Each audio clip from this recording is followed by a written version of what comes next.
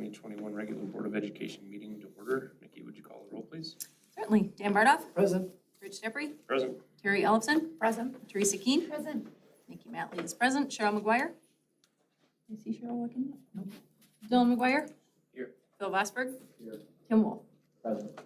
Okay, we have a quorum and we are in session. I'd entertain a motion to approve this evening's agenda. So moved. I'll second. Got a motion by Nikki and a second by Teresa. By voice vote, all those in favor say aye. Aye. All those opposed, nay. And we're on to item number 4. Spend a little bit of time dedicating our new facility here to a very worthy person. Turn it over to you, Rick. All right, well, thank you. And again, this is our second meeting that we've had for the Board of Education and the Bauer Education Center.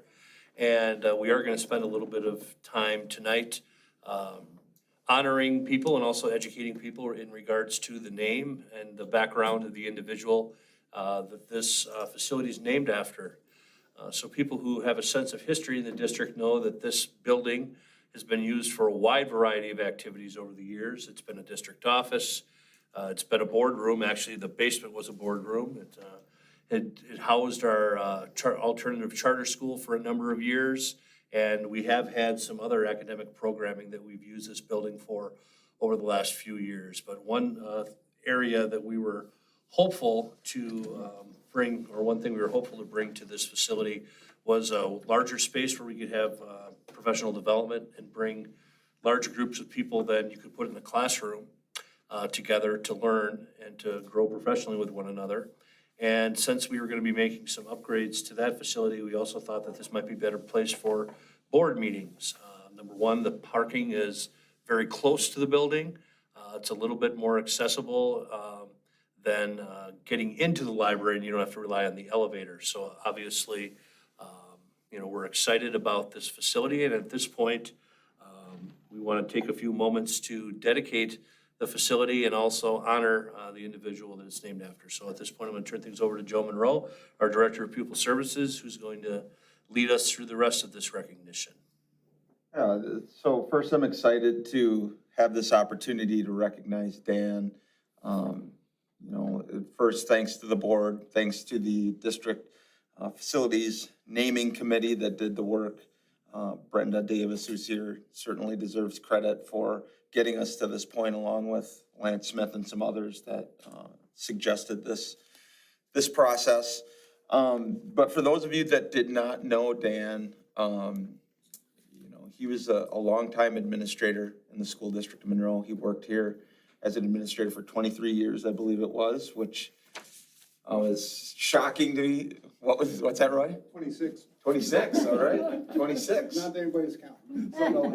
So he's here for a long time, but I think more important than that, he was someone who grew up in Monroe and someone that was very special to a lot of people that worked here and in the community as a whole. And so we're fortunate enough to have some people here who are going to speak to Dan, and I'll introduce them in a minute. But first, I'd like to read the plaque that we had made that will be hung up in this room to honor Dan. And it says, Bauer Education Center, dedicated on July 26, 2021, in recognition of Daniel F. Bauer's innovative vision, spirit of collaboration, and outstanding leadership. The School District of Monroe proudly dedicates this facility in honor of his memory. Under Dan Bauer's leadership, the district became known as one of the most innovative and creative education models in Wisconsin. He developed the original charters for the Monroe Alternative Charter High School, the Monroe Alternative Charter Middle School, Monroe Virtual Charter High School, and the Monroe Virtual Charter Middle School.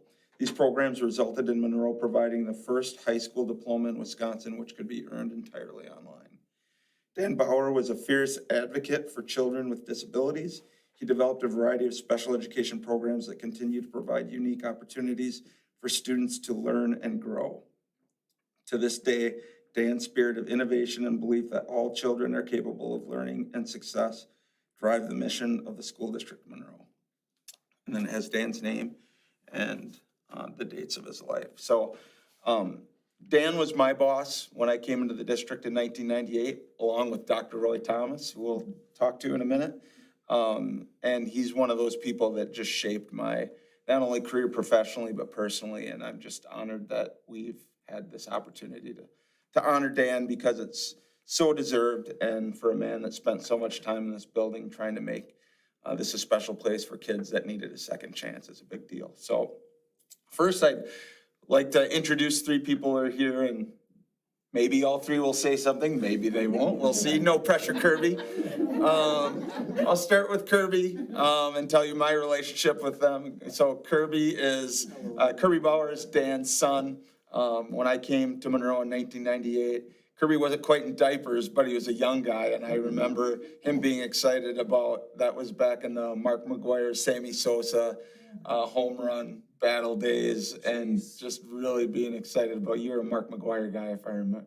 Yeah, it used to be. Not anymore. The whole Andrew thing. Yeah, so Kirby's Dan's son, and he's always been a special person, and his sister Lindsay is unable to be here. She lives out of state, but two great people. Then Brenda was Brenda Hollida, now Brenda Davis. Brenda and I started in the district in the same year. We sat in the new staff orientation together, and absolutely had a special relationship with Dan, and again, was one of the people that was instrumental in getting the name changed for this facility in Dan's honor. And then Roy, who I said was my boss, when he retired in 2000, I believe, is that right, Roy? I was able to move into his job and try to fill his shoes. I don't know that I've ever done that, but certainly, again, one of those people is very special. And at this point, I'd like to turn it over to Roy to talk a little bit about Dan and what he meant to us. I need to correct myself. He had completed 25 years and was in his 26th Okay. when he passed. Either way, you're still telling me that I was wrong. Duly noted. If you can envision, back in 1958, I was a sophomore in high school and had a speech class, and we learned to give a 4-minute speech, and if you type double space, it covered 2 sides of a paper.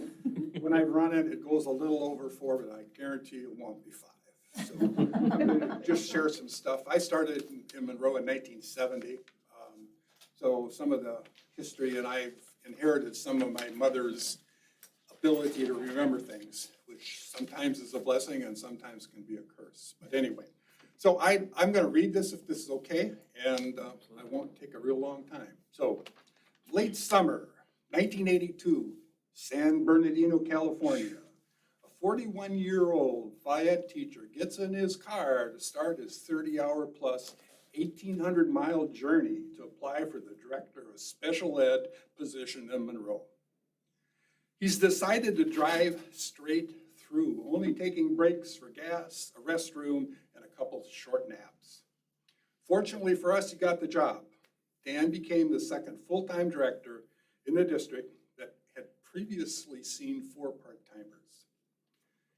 He faithfully served the district students for 25 years before his untimely death in 2007. He served us well, and due to his efforts, hundreds and hundreds of students' lives were significantly improved. I believe that the wording on the plaque that Joe did captures quite well what Dan did. I'm guessing he would be quite surprised and humbled to learn that this building was named in his honor and dedicated to his memory. I think of Dan quite often. After all, when I retired in 2000, his gift to me was a 3x5 rug with 2 World War aircraft woven into the pattern. I see it every day because it's alongside of my side of the bed. And after Joe and I talked last week, I started remembering some things about him and the time I was privileged to work alongside of him.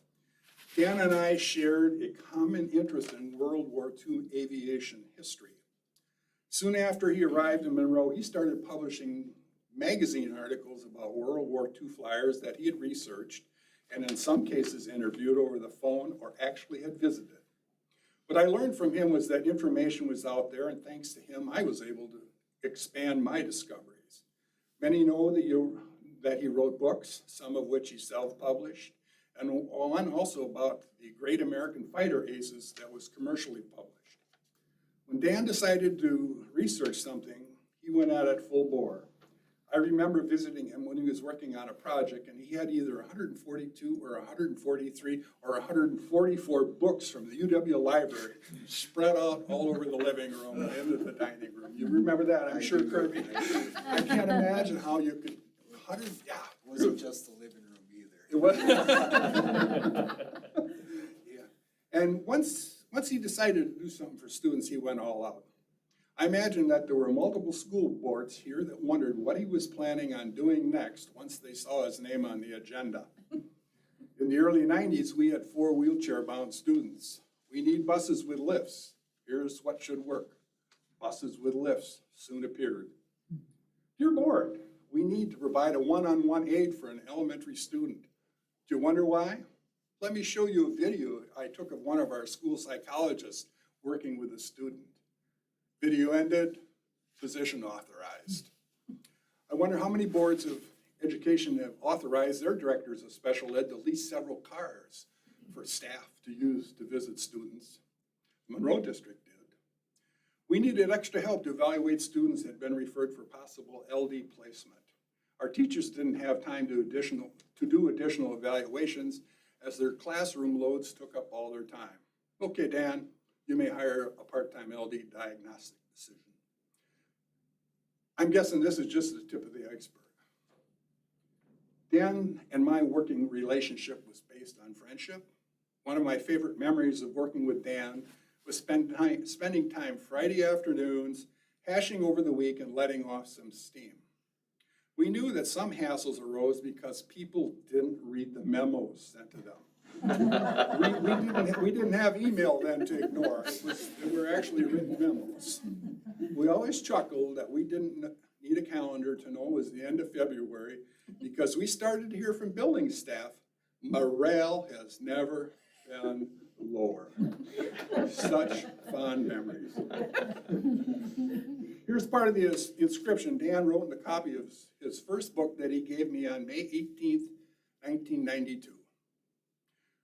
Roy, I was thinking the other day, we've worked together for 10 years now, and I don't recall having an argument. Some differences of opinion maybe, but all in all, it's been fun. Many thanks, Roy. God bless, Dan Bauer. The addressee and the signer could easily be switched. Well done, Dan Bauer. Well done. You deserve the honor. Wonderful. Wonderful reflection. Thank you, Roy. Brenda, Kirby, anything that you guys want to add? Go for it. Okay, I can't really top that. Oh, you're not- I would just add that as much as he loved his kids, and he truly had that feeling that all kids could learn and that all kids had a place. And when he started the charter school, I mean, the kids we worked with, and it changed over the years, but the kids we worked with those first probably 10 years, they were really kids that wanted to learn, and they just really struggled with doing it at the high school. So that was amazing. And I think he would be proud of what we've continued up at the high school now. We're actually serving more kids than we did when we were here, so that's awesome. The other thing I'd like to say is that he really cared about his staff. When I was my first year, I don't know if it was my first year here or my second year here, he called me into his office one day. I'm like, what did I do? Like, oh crap, what did I do? And he's like, sit down. I'm like, okay. He's like, what's going on? I can see you're struggling. I'm like, what do you mean? He's like, well, you don't know anybody here. I didn't know a soul here in Monroe when I moved here. I had friends still in Madison because I went to school there, but a lot of them were gone too. And he's just like, what can I do? What can I do to help? And like, that's just the kind of guy he was. He was kind of like a dad. I mean, my dad was 4 hours north, so he was that guy that was like, Brenda, what's going on? What can I do for you? So, I mean, he was just that person. So, I don't know. I think it's great that we're honoring him with this, having the building named after him, and just many thanks to him. So, Yeah, I and I mean, have this guy. Cool. I agree with everything Roy and Brenda said. I mean, that was his love. I mean, even he always took it home with him. It never stayed just in the office. Even when he was at home, his work came first, and there would even be times when some of his students would come to the house. There's Mr. Bauer there, and then, you know, because they didn't really have anybody to talk to, and then he would sit them on the front porch. Remember the front porch there, Roy? And then, yeah, they would tell him his struggles, and, you know, or I'm broke or whatever, and he'd usually end up giving them money or something, you know. I mean, that's just, like these guys said, that's just the kind of guy he was. You know, he always put other people first.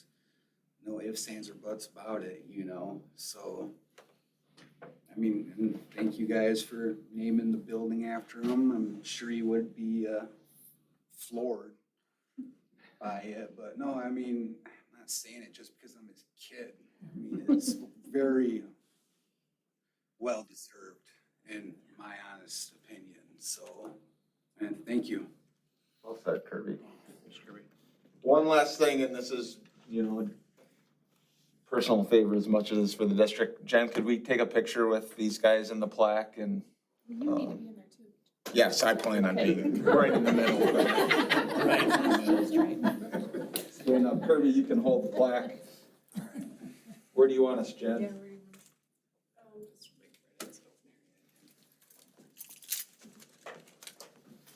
I had to even put a different shirt in rather than my Zoom shirt on. This is your best going out shirt? This is my best going out. Yeah, I left the Zoom shirt, so.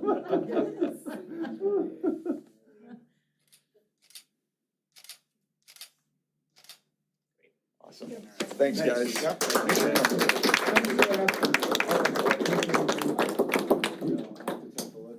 I'll shoot you a picture, right?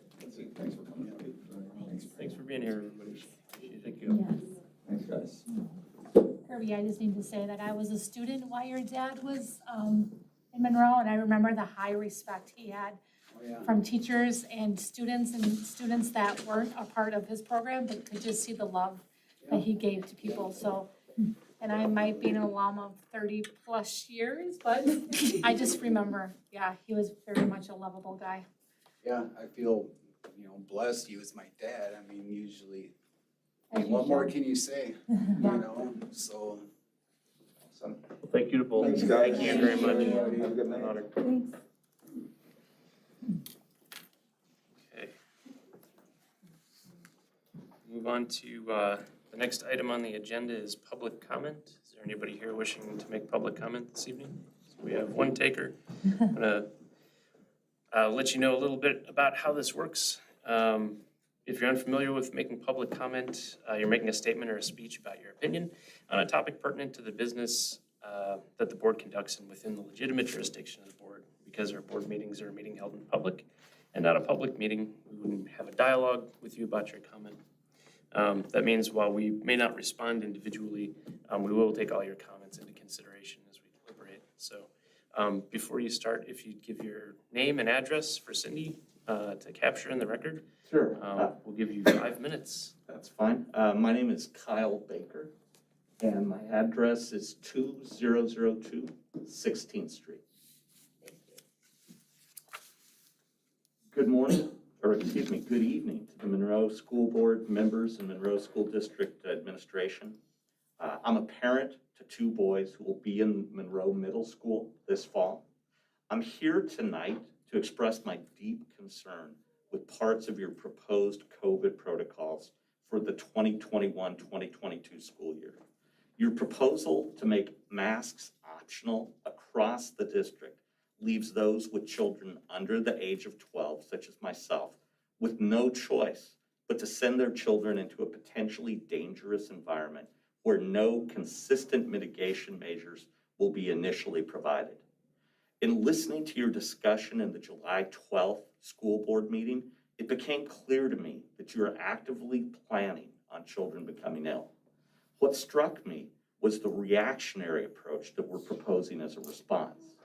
I strongly recommend you reconsider your plan for those children under 12, including 6th grade at the middle school, who lack a choice as to whether to take the vaccine. I believe at the very least, masking for children under 12 should be required until such time as vaccines have become available and the time to develop immunity has passed. A According to the head of the CDC, the COVID-19 Delta variant is, quote, the most infectious respiratory illness I have seen in my 20 years in public health, end quote. To ask us to send our children into an environment where they may well be exposed to this disease without masking is to needlessly put them at risk. As I listened to the last board meeting, the primary justification for the beginning of the school year with voluntary masking was because cases locally are low. Using this as a rationale to make masking voluntary is akin to public officials announcing their intention to institute no burn notices just as soon as widespread fires are detected. The point is prevention, not reaction. Public health officials have made it clear if you are unvaccinated, you're going to eventually contract the virus. According to Mr. Waske in last week's meeting, less than 40% of students are currently vaccinated. There's no question of an outbreak. The only question is to when and to what degree. Masking buys us time for the vaccine approval for those children under 12. I recognize it'll be impossible at the middle school to determine who's under 12 when they're passing between classes in the hall. I would only ask that masking be required while in classrooms and voluntary at other times. I recognize other reasons given for beginning the school year with voluntary masking were feedback from parents and reduced compliance with masking during summer school. While I recognize that enforcing masking is a difficult and thankless job for staff and administration, I'm asking you to do just that for those of us with children under 12. Once we have the opportunity to protect our children with vaccinations, most likely somewhere toward the end of first semester or early in second semester, I'm happy to go to voluntary masking at that time. Mr. Waske also mentioned that CD guidelines have been in flux. I would also strongly recommend that as part of your approved policy that you agree to adopt whatever CDC guidelines are in place at the start of the school year. In his speech last Wednesday, President Biden had already stated he expects the CDC in the near future to recommend masks for all children under 12. Throughout your discussion on this topic, you talked about taking a customized approach to managing the pandemic based on infection rates. It would seem to me that the same flexibility could be applied based on vaccination availability for the students being impacted. Please do not wait for an outbreak to take action. While a very few children die from COVID-19, a recent Italian study indicates that more than half of children under 18 suffer from long-term COVID, with 53% reporting one or more COVID symptoms 120 days after diagnosis. The short-term effort required for masking children under 12 is minimal compared to the lasting benefits. As a parent, I am begging you, do not make us choose between our children's education and their health. Thank you.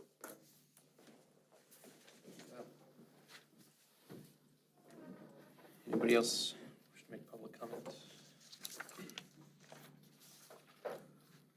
Okay, move on to item number 6, consent agenda. Any board members wish to remove any single item from the consent agenda to discuss separately? Hearing none, we'll read it into the record. We're approving the minutes for July 12th, 2021, approving support staff hiring, Linda Bunnell, Abraham Lincoln cafeteria worker, Bailey Schubert, middle school LMC assistant, approval of support staff retirement, Carmel Sutter, Northside educational assistant, approval of professional staff resignation, McKenna Falbo, Abraham Lincoln first grade, approval of professional staff hiring, Samantha Lucas, Parkside ELL teacher, and Anna Merritt, Abraham Lincoln middle school music.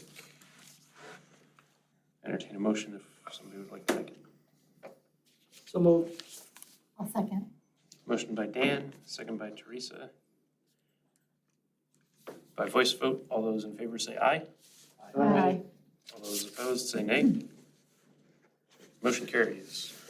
No old business, on to new business this evening. First item is approval and discussion of the year-end budget amendments for 2020 through 2021. The last board meeting, I shared with you where the year-end projections were looking, and we had a few line items that were right near or a little over where the budget was last year. I'll use 130,000 vocational curriculum as an example. It's nearly a $1.1 million line item, and we were less than 5,000 over. However, the budget or the audit requirements would say that we have to have authorization to have exceeded those line items. And so what you see here is a number of line items that were either slightly over or that may have been close enough that with the final audit entries, they may go over, that we're making some adjustments for. So you'll see typically we're adding 20 to 30 or $50,000 to those individual line items. And then meanwhile, we have line items where we are significantly under, and so we'll be taking from those line items and reapportioning to those other ones. The net effect of the changes is still zero. We're still projecting that the total year-end budget is going to be about 3% or maybe even up to 3.5% under budget. So that's good news. But this will just help take care of those line items where we may be close or slightly above. Any additional questions or discussion for Ron on this change? Hearing none, I'd entertain a motion. So moved. Second. Motion by Nikki, second by Terry. By voice vote, all those in favor say aye. Aye. All those opposed, nay. Motion carries. Thank you, Ron. Item B, we've got approval of interim Monroe High School Associate Principal contract for Katie McElvaney. All right, as we're all aware, Jeremy Jackson will be serving as the interim high school principal this year because the individual that was selected through our screening process at the end of the school year has resigned to take another position.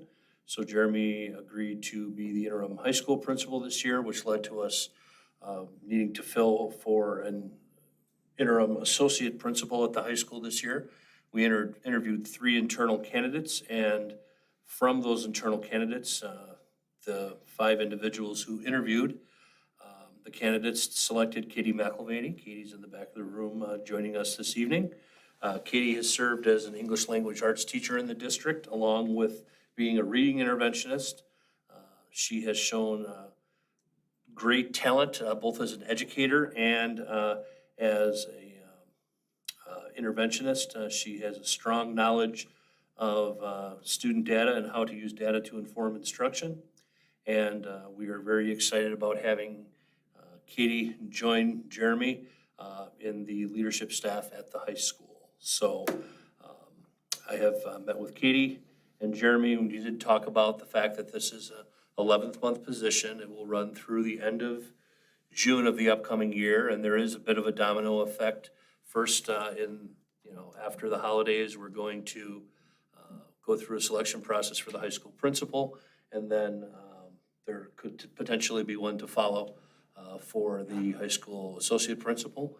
And Katie's fully aware of that.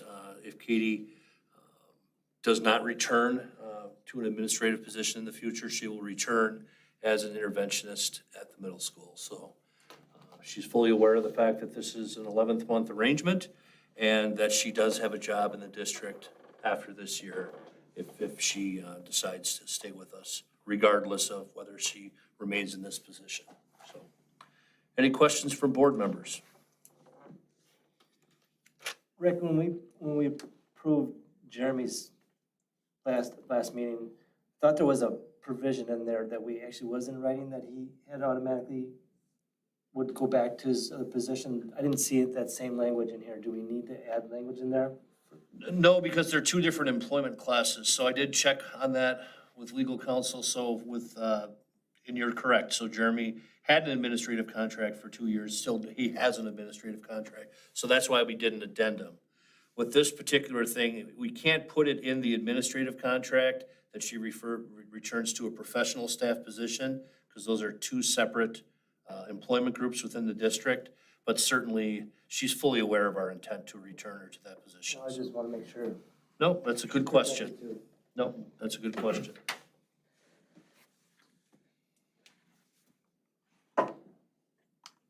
Any other questions or discussion? And did I miss it? How are we backfilling Katie then for this year? We have to post for that We're gonna position. post, okay. And, that's just much like the math intervention position. If we're able to find somebody, great. And if we're not able to find somebody, then we'll just have to do the best we can without. Okay. So, good question. Any others? All right, Move to approve the contract. got a motion by Dan. And second by Phil. All those in favor by voice vote, say aye. Aye. All those opposed, nay. Excellent, motion passes. Thank you, Katie, Congratulations. congratulations. Thank you for stepping forward. All right, on to the next one. We've got, item C is approval of the 21 through 22 building parent student handbooks.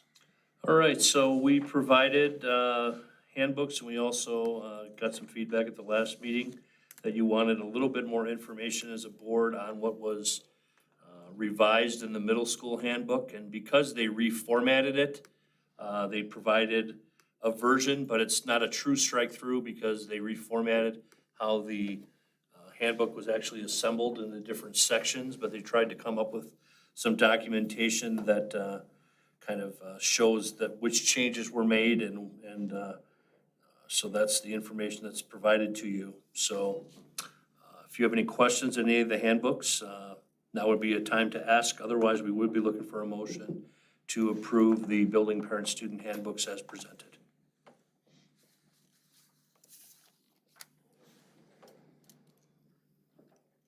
Is it mostly just the COVID-related items that were removed? Well, for the most part, I mean, there's some of the COVID-related ones, and there also are a couple others, and I'll just give an example. You know, there was a reference previously to kind of a situation where they had some students work in they called it formative, what was the? Thank you, the formative completion project. I was missing that second word. And they've decided not to continue that program. So there are a couple small programmatic items, but I would say a number of the changes had to do with things that were in place for COVID that won't be in place for, this year because they don't apply. A lot of them had to do with hybrid groupings and some of those other things that were unique to last year. I think the other major one was the middle school going to trimesters. That's a pretty substantive change. Right, and that change we discussed last year, but that was something that's represented in the handbook too, so thank you for pointing that out.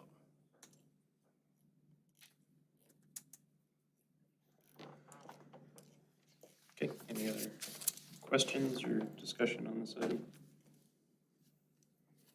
I would move approval. Motion by Nikki Second? and a second by Terry to approve the 21 through 22 building parent student handbooks as presented. All those in favor, by voice vote, all those in favor say aye. Aye. All those opposed, nay. Motion passes. Okay, we're on to 21 through 22 activities handbook. All right, so the activities handbook revisions we discussed in the previous meeting, and I think we made the changes that were recommended and also provided some clarifications to some of those. And it is in a strike-through format where the changes have been laid out. There will be a co-curricular meeting at our athletics and co-curricular meeting at the high school tomorrow night for people participating in fall activities and athletics. So certainly this new board-approved version would be what would be issued tomorrow night and discussed at that gathering. So I guess we'll start out with questions that individuals have. Do any of you have questions?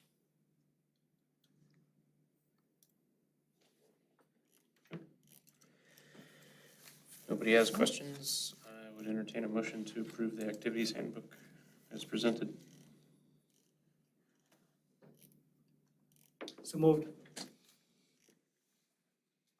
Second? Motion by Dan, second by Terry. By voice vote, all those in favor say aye. Aye. All those opposed, nay. Motion carries. On to item E. It'll be discussion and approval of our COVID-19 protocols for the 21 through 22 school year. That begins next week. Right, so we do, just as a reminder to the board, we do start our Jumpstart Summer School next week with a limited number of students.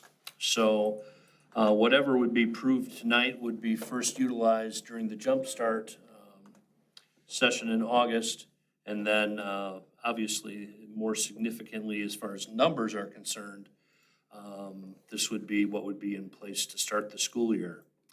Now, we learned quite a bit from last year that, things do change, and the mechanisms by which they change, sometimes you can see them coming and there's some level of predictability, and then of course, sometimes things escalate, fairly rapidly without warning, and, then you have to adjust. So, there really aren't a lot of changes to this. There are two changes under masks that were not in the first version.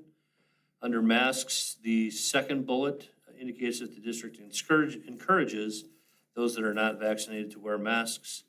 And the third bullet indicates that masks will be made available at schools and district buildings. So those are two things that were not in the first version. And the more we've talked about testing, the more we've decided that we're still going to hold off. While testing is going to be employed by some districts, we just don't feel that we're going to gain a lot of information by testing, because students and staff would remain contagious beyond the day in which they were tested if they're a close contact. And we also really don't see a lot of benefit from surveillance testing. Again, yes, we could find out who might be positive at that moment, and it's potential that we could learn that some individuals were positive that we didn't know about. But with feedback from parents that they're not going to consent to testing, and some concerns about how we're going to manage it with the personnel that we have in our schools, we've decided at this point to hold off. If at some point we see an opportunity where we think testing is going to be of great benefit to our students, or if we've found out from other school districts that they've found great gains from doing their own testing, we would bring that back to the board and discuss that separately, and we certainly could update this document at that time. As far as feedback from parents, obviously we had quite a bit of feedback in the spring regarding people who did not want students to be wearing masks at school. Hadn't received much feedback until last week from parents who would like to see masks required, either for all students, all staff, or in some cases, ages 12 and under. I received about 6 emails, and I would say that the board, Rich, I know you probably received a few. I received a couple directly, and then I believe the entire board received 1 or 2 more. Okay, so we have received some more feedback since then. Also, one thing that is different than the meeting 2 weeks ago. 2 weeks ago, there was 1 active case in the county. That number's increased. We are in the double digits in the teens, depending upon, when some of the people roll off. I think 16 has been our highest. Is that correct, Sam? Yeah, that's kind of what And right now, if we were to be asked how many students would be currently positive in our school district, there would be 1. So certainly, I am concerned about not only the Delta variant, but other variants and the impact it can have on both student, staff, and the community. I guess the question comes from, we had discussion at the last meeting about masking being optional, and I didn't hear a great deal of feedback from the board that people would like to see something more definitive, and certainly if that's the case, we would need to talk about that now. We do need to have something in place for next week. And certainly, I intend to, if our protocols as listed are adopted, we would send them out to families so they can start planning and thinking about where they're going to be. But one of the key components of what we have listed is that, there could potentially be changes as conditions change, both in the county and in the school district. So I think it's incumbent upon us, if individuals want to move our masking policy to something that's not listed here, we need to have that discussion now.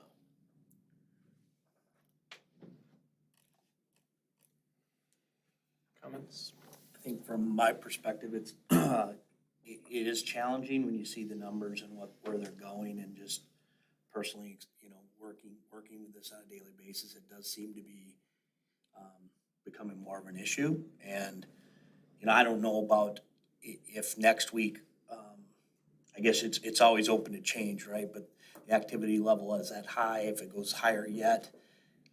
We don't have in our plan this year any set levels for you particularly, right, to make those decisions. So I don't know if that's something we need to talk about, or you feel comfortable just going without that guidance, because last year we kind of had this guidance. If we're here,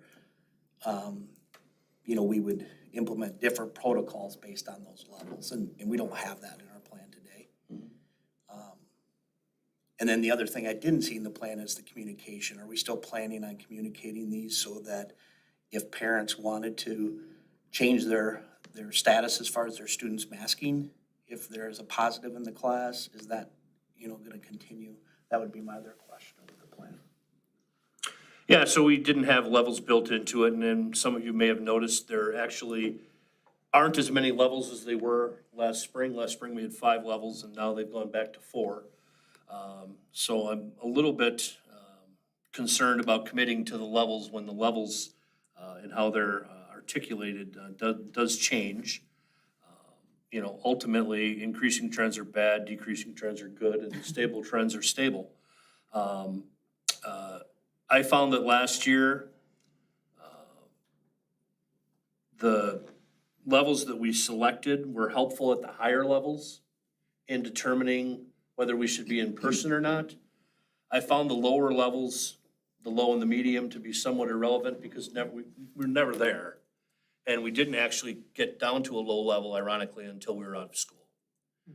So, the differentiation we had at those lower levels where we could have been mask-free never occurred until school was out of session. And part of that is that there's a rolling average to it, and our population being low, it's very difficult for us to get there. And then once we get there, it doesn't take a lot of cases to move us from low through medium and into high rather rapidly. As far as the communication is concerned, Tim, are you suggesting a change of academic placement, or because that is something that we do have to emphasize is going to be different utilizing JEDI rather than our own teachers and programming? I guess I was more under the, just communication, if there is a positive case in an elementary school, is that communication going to go to parents so parents could maybe make the determination whether they send their kid with a mask that day or not? Yeah, we certainly can communicate positive cases. As we all remember, every single individual case was communicated individually, I would say up until the first half of the year. And then by the time we got to the winter, we were getting 2 sets of feedback. Number one, enough already. We've had enough feedback. We know that there are positive cases in the school. But the other piece of the puzzle was, let's face it, we had several months where we had positive cases in all buildings during the height of winter, and from November to February, when our numbers were high. So then we stopped notifying people of individual cases. Everybody always knew when it affected the classroom. It just was the school-wide communication. Joe, do you have anything to add on the communication? Because certainly, I think we can communicate whatever the board wants us to communicate. It's just a matter of, we just need to be prepared for if some people may be concerned that they're being over-communicated with. Yeah, I think the way you characterized it is accurate. I think there are some people that want as much information as they can get, and certainly I think as a district, we tried to provide as much clarity and transparency as we could with the process, and I think providing the data dashboard was a good step in that direction. Certainly think once we got into higher numbers and the frequency of the notices coming out, made some people feel overwhelmed, and at times they had trouble discriminating. Is this related to the last one, or what are we really talking about? So I agree with Rick. I think we can put together a communication system that captures whatever the board feels is necessary. I do know that there are some people that felt that there's a bit of overkill with the communication. And ultimately, I think as administrators and, you know, as two people that were building principals, you know, Amy and Todd can jump in here. At times they felt like they were sending the same message over and over, and it didn't really provide any new information, and that often would lead to more questions than answers. Is that a fair statement? Yeah. Yes, I think that when we had to make phone calls to families that were like kids in the same classroom, that's where it seemed to really, I think parents appreciated that part. I don't think it was so much the email communication. Are you going to continue the dashboard? We did through the summer. I don't know if anybody actually looked at our dashboard in summer school. That was all zeros every day we were in session. But we did have it on the webpage. And I would see no reason that we wouldn't continue the dashboard during the year. It's fairly easy to do. Sam loves the dashboard work. We'd hate to take it away from her. I'm so good at math. You're great at it. What are other schools our size doing for this in our area? I'm sure Right. Greene County, I think they're all doing what we've proposed here. Yeah, in Greene County, nobody. But they're also much smaller. So what about Right. schools our size Yeah, so if you're talking about Rock Valley schools that are similar in size to us, I would tell you that right now, I'm not aware of any of them requiring masks for differentiated age groups. Although I will say that, you know, the push that's come from the CDC and the American Association of Pediatrics, I think has at least reignited conversations in school districts. But I am unaware of, in a local context, school districts, you know, in our size range, that anyone is requiring that masks be worn by all students under 12. What would you say if the guidance changed?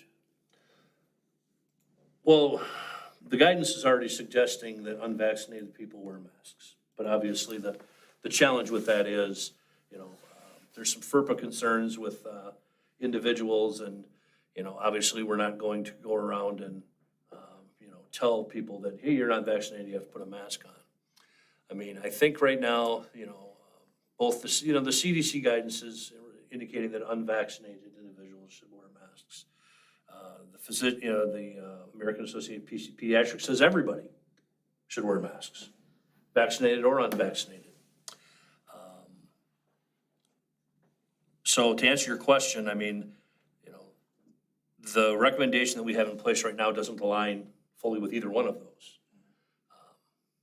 However, very few have. So I think we have to be prepared if we're going to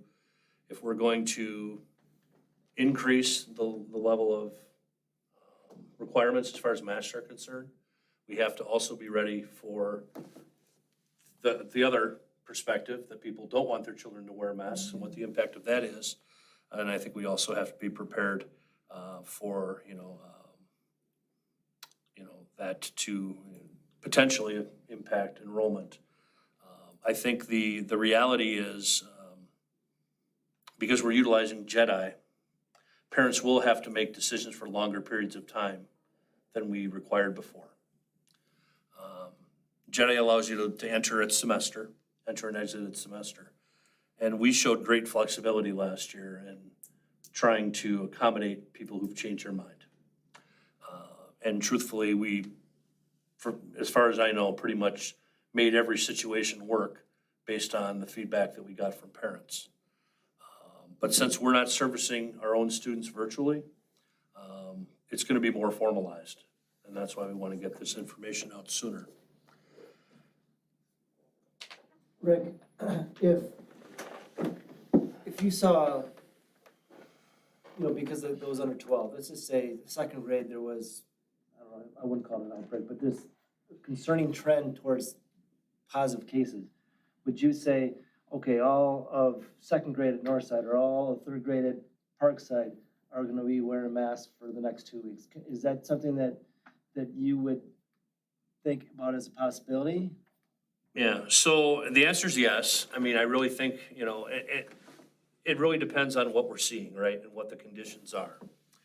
According to the protocols that we have drafted here, I would have the authority up until the next board meeting to make adjustments based on what kind of feedback we get. We still communicate with Greene County Public Health, still communicate with Sam and utilize the best decision-making we can.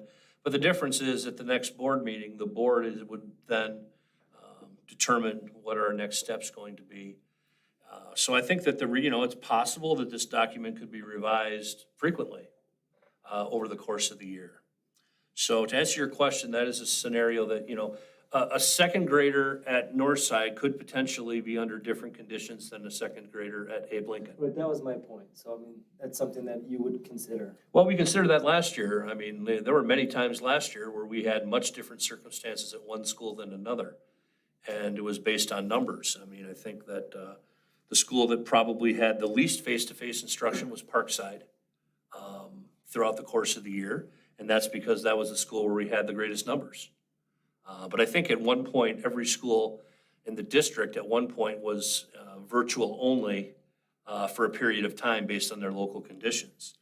So I think what it really comes down to with masking is that, masking has been viewed as a preventative measure. So the question, and I think it's a valid question, is how preventative is it? And, is the benefit or the benefits of requiring masking worth the potential drawbacks that might come from people who don't believe in masking, will not allow their children to be masked, and will, or what are we prepared to do as a district if we don't, if they don't follow the guidelines we have in place? All of last year, we basically said, if you don't follow the guidelines we have in place, you'll be excluded, you can't be at school. That's where we would be under these protocols, but yeah, these protocols are not as strict, they're not as rigid. But while this is reactionary, you are very quickly responsive. And you have always been, as demonstrated as like last year. So if there's a trend that pops up, I have greatest confidence that you will address it as needed on a prompt basis. You're not gonna sit around and not do it. You take action. So I understand why this is reactionary. I just think that I have the greatest faith in you. The other comment that I'd like to make is, we talked about notice. I think there still needs to be notice to parents in some form or other, whether it's a weekly summary or if there's a case here and there, then you start notifying us, because there are parents out there that, especially for kids under 12 or those that are not vaccinated, might say, okay, now there's more and more kids. Maybe I'm gonna then make my kid wear a mask, or whether if there's one or two, maybe that parent says, I don't need to wear a mask yet. So I think that we, in this system, I think we do have to have very communicative with parents. I think some people, if they don't want to hear it, I guess they can just delete the email or whatever. But I just think that notifying us I think is the right thing to do. Yeah, and I think it is very personal what people do and don't want. I mean, I had mentioned, the feedback that I've received from 6 individuals or 6 households that were indicating that they feel that masking should be mandatory for, most of them were for ages 12 and under. I think one person said everybody. But I also received feedback immediately following the last board meeting from people who don't believe in vaccination, who are upset that their children involved in either school or school activities could be excluded due to quarantine, but yet vaccinated children wouldn't be. You know, so I guess what I'm getting at is I don't think there's any point that we can pick that's going to lead to satisfaction among those we represent. I think we have to make decisions based on what we think makes the most sense at this time. And, you know, most of the feedback, if not all of the feedback, has been focused around masking. I actually predict that the feedback is gonna be about quarantining once we start quarantining people. I think masking is just a precursor to people are gonna be asking questions when we start quarantining people. I don't want my child quarantined, I want them to come to school. So we need to be prepared for that. I mean, masking is just the first layer, you know, of things that could be called into question. Quarantining will have a different view this year, right? Because we don't have the same, oh, you can just virtual in, no, that's not as big of a deal. It's gonna be different, so it's gonna be harder on families when and if people do get quarantined. And the differentiated between vaccinated and unvaccinated is also new. But that's one that I would say has pretty much universal support. The CDC actually does support differentiating that quarantining. So, you know, to say that we're not following any of the CDC guidance isn't, you know, wouldn't be accurate. We're following some, but not all. You know, we had an individual who made a suggestion that we follow all the CDC guidance, and I understand that, but then we're following guidance from a national organization and applying it to our small community in a small part of one of 50 states. And, you know, I think that level of taking the recommendations as whole, I think would be more frustrating to more of our parents and families than it would be comforting to them. That's the impression I get from, you know, we have to remember, we had over an hour of public comments in May in a meeting we had about masking, and I don't believe any of them were supportive of masking. So, you know, I don't think those people are gonna change their opinions given the circumstance we're under now. But it's really not about public scrutiny from my perspective. From my perspective, it's about where are we now? How many cases do we have now? What conditions do we have now that are different than last year? And that's vaccination. And then ultimately, do we feel we have the capabilities of making modifications or changes as they arrive? And there's no question, Dan mentioned it, the public comment mentioned this is reactionary. But most of what we do in relation to illness in schools is reactionary. I mean, aside from hygiene and trying to think about the physical distancing, yes, it's true. I mean, usually we worry about disease spread in schools when we have the presence of disease. It just comes down to what level are we comfortable with particularly the masking issue, because that's the one that's been called into question. Other thoughts? So for me, when I'm thinking through how we go about calibrating the recommendations to our community, and when I'm thinking about, because I have a first grader and a fifth grader that'll be in these age groups, I'm trying to provide some context for my decision, for me to feel okay sending them. So we learned last year that all the incidences of community spread were either between staff or in one instance from staff to student. And for whatever reason, mostly we believe the transmission is more prevalent between adults.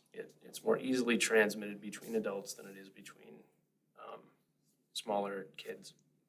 So when I'm thinking about that context,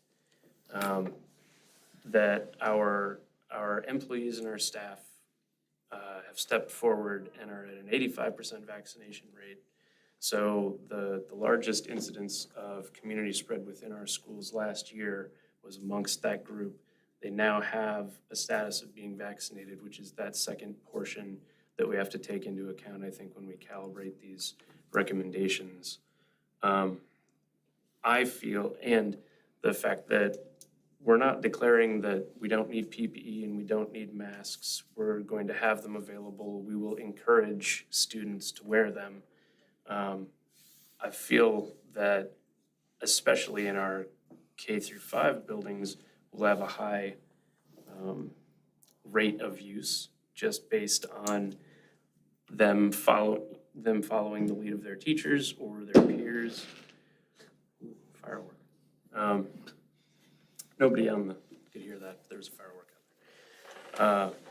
So when I'm thinking through how we calibrate this and what makes me feel okay with that is I know that when I send my kids, I've had a discussion with them. I'm going to tell them that it's important for you to wear a mask and this is why, but it's our choice to ask them to do that. I feel they'll be compliant and their mask will protect them. When I think to the number one bullet on, I believe, CDC's guidance and I don't know if it's the number one for the pediatrics, American Academy of Pediatrics, but what's most important is in-person instruction in the fall. And how do we get the most kids in person? I think the best way to get them in person is to find a way that provides choice for people that are on both sides of this decision. So for me, when I'm making this decision, I'm saying it's okay to send my kids. I'm okay with it being optional because I know that they will be compliant. And I know that the environment that they're going to be in is going to be encouraging masking.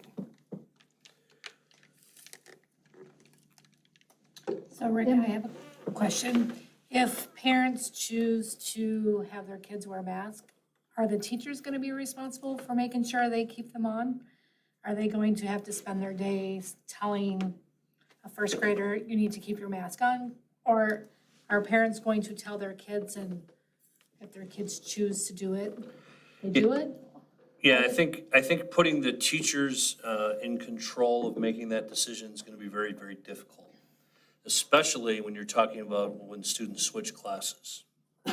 So, yeah, to have, if I'm a classroom teacher with 20 students and I have a list of 10 students whose parents want them masked and 10 who don't, I think that's a lot to ask of a teacher because all of a sudden, one of the students would decide on a given day that they do or don't want to do that. And we don't want to create that power struggle. I mean, so, ultimately, this is a decision that, if we go the route of making it optional, we want to, give the families the 5 or 6 weeks that we have between now and the start of school to have those conversations as a family.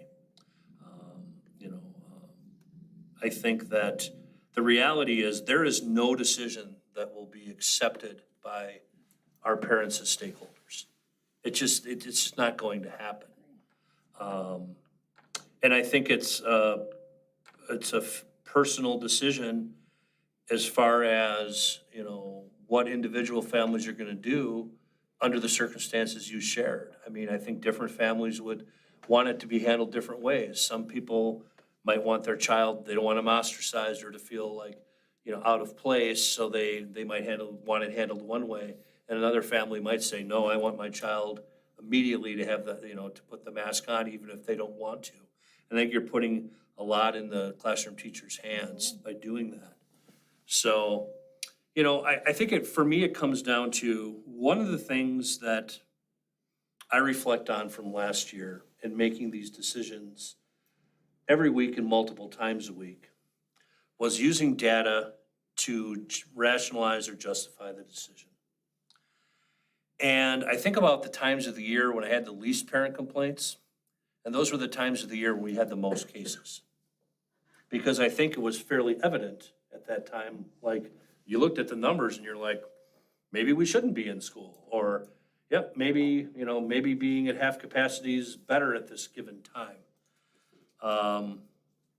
But it is reactionary, there's no question about it. I mean, to be proactive, there are very few school districts that are masking everyone. Milwaukee, Kenosha, Racine are among the ones that have kind of made that decision. Madison is gonna be more stringent than we are in, what they're doing. There are some Madison area suburban districts that are requiring masking of 12 and under. But the farther you get away from larger population centers, the less likely you are to see masking required. That's the general trend in Wisconsin. Whether people agree with it or not, that's what we're seeing.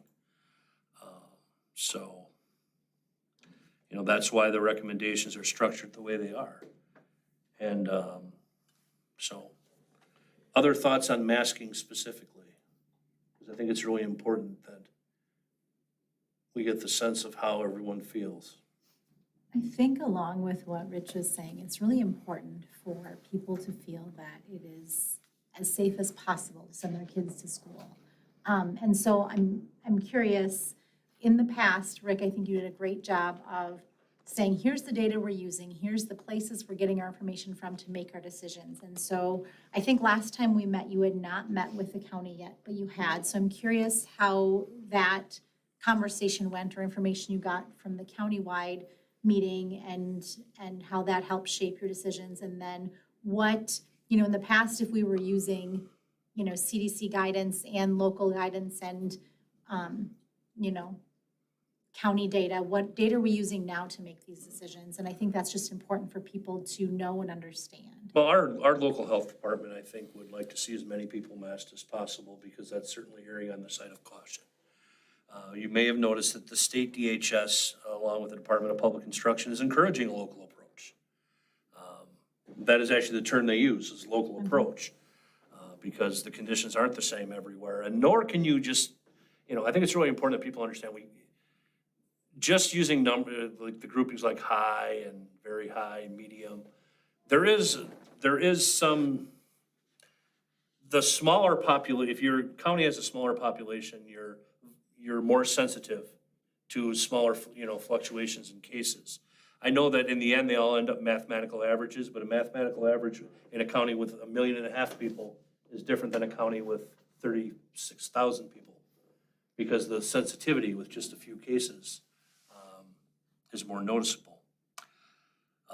So to get back to your question, I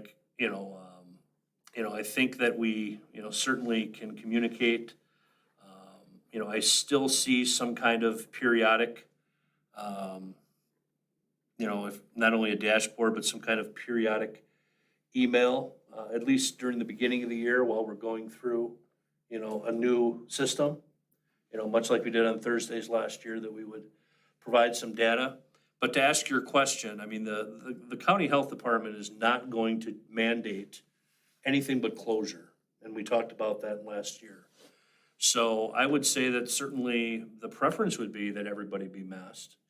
Certainly masking among unvaccinated.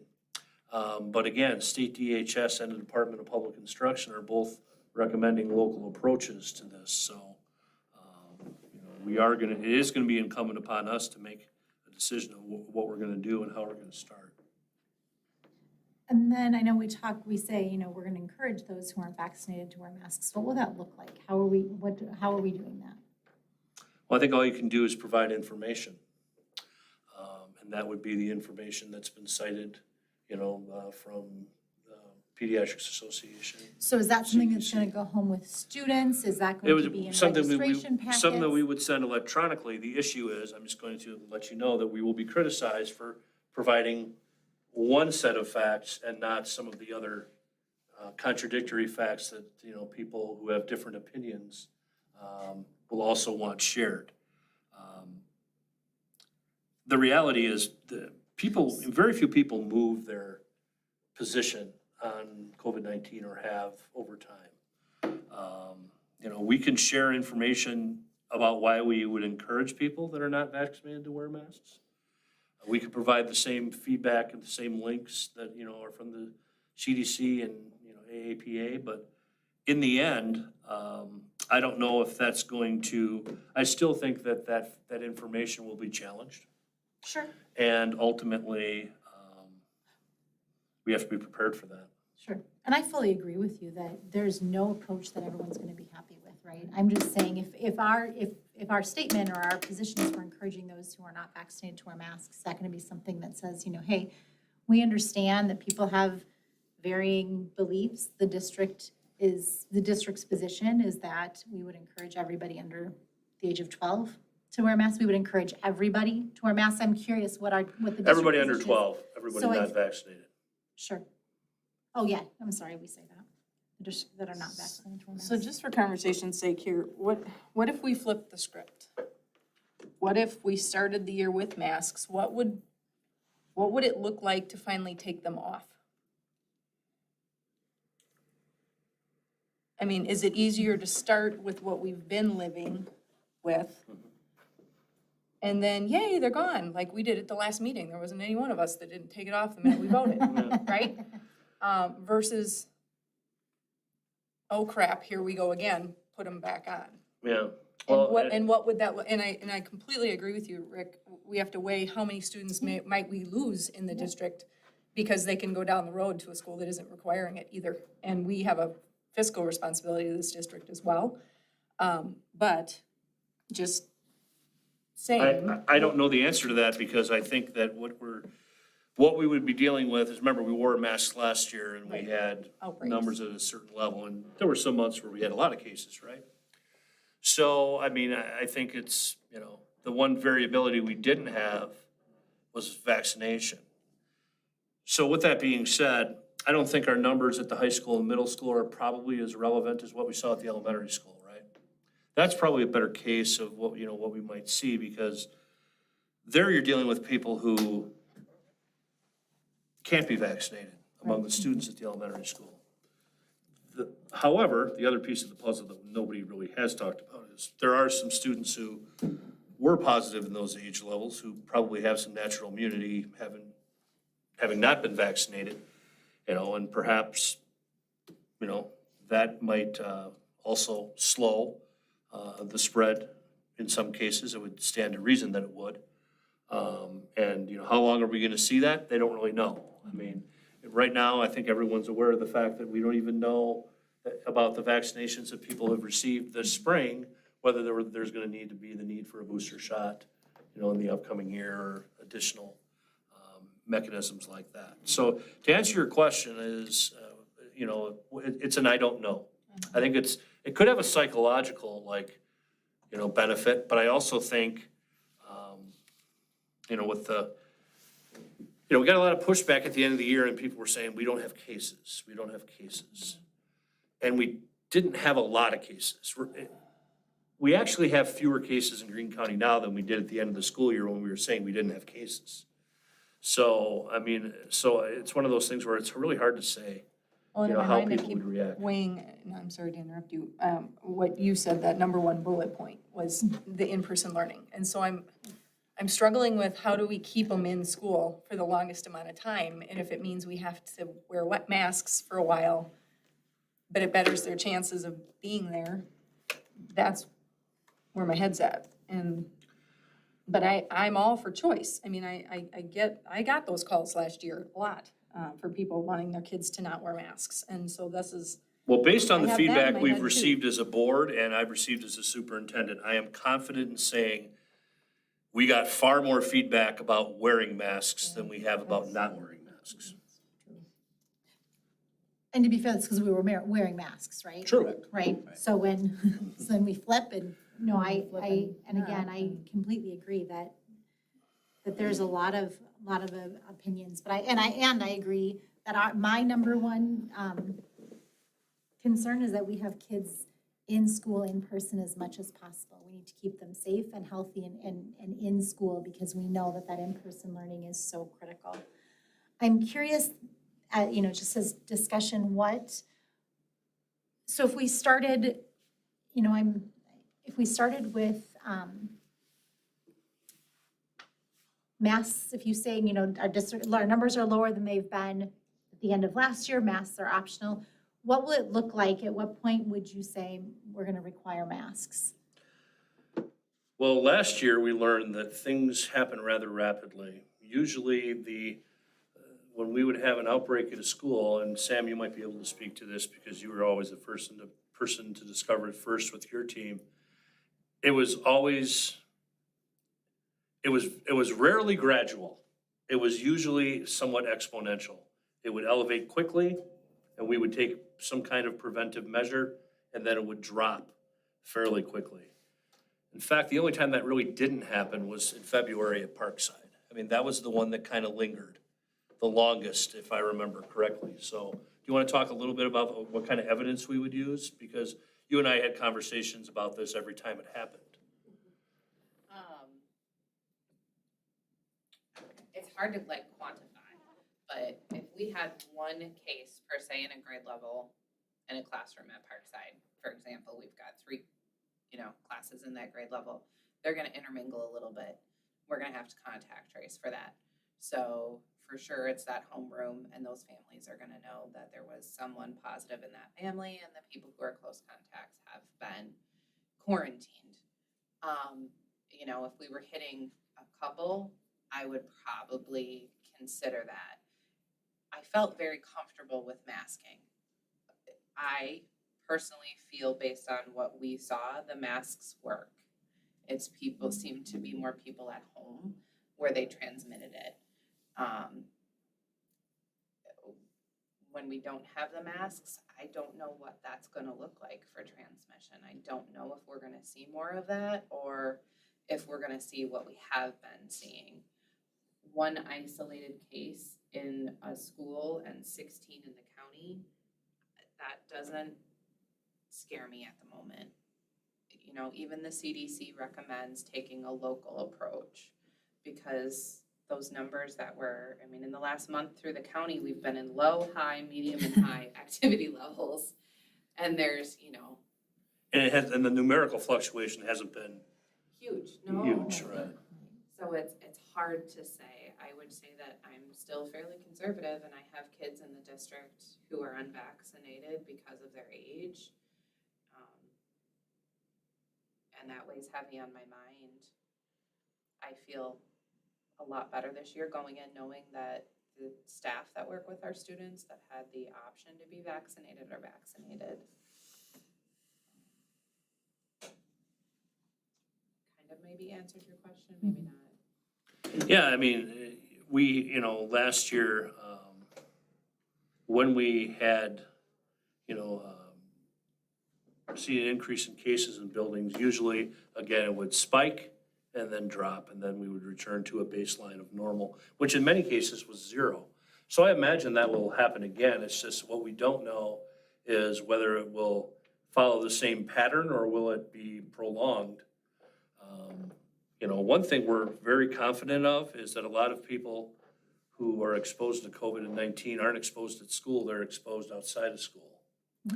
And I think we are in some ways kidding ourselves if we think that what we're doing at school is preventing what is done the other 16 hours a day. And I think that, some families employ more precautions than others. I will say in my own household, the level of precautions that we've employed has kind of fluctuated with time. And since vaccinations, not as many. So, but that's in a household where both my wife, myself, and my 2 high school age children are all vaccinated, so.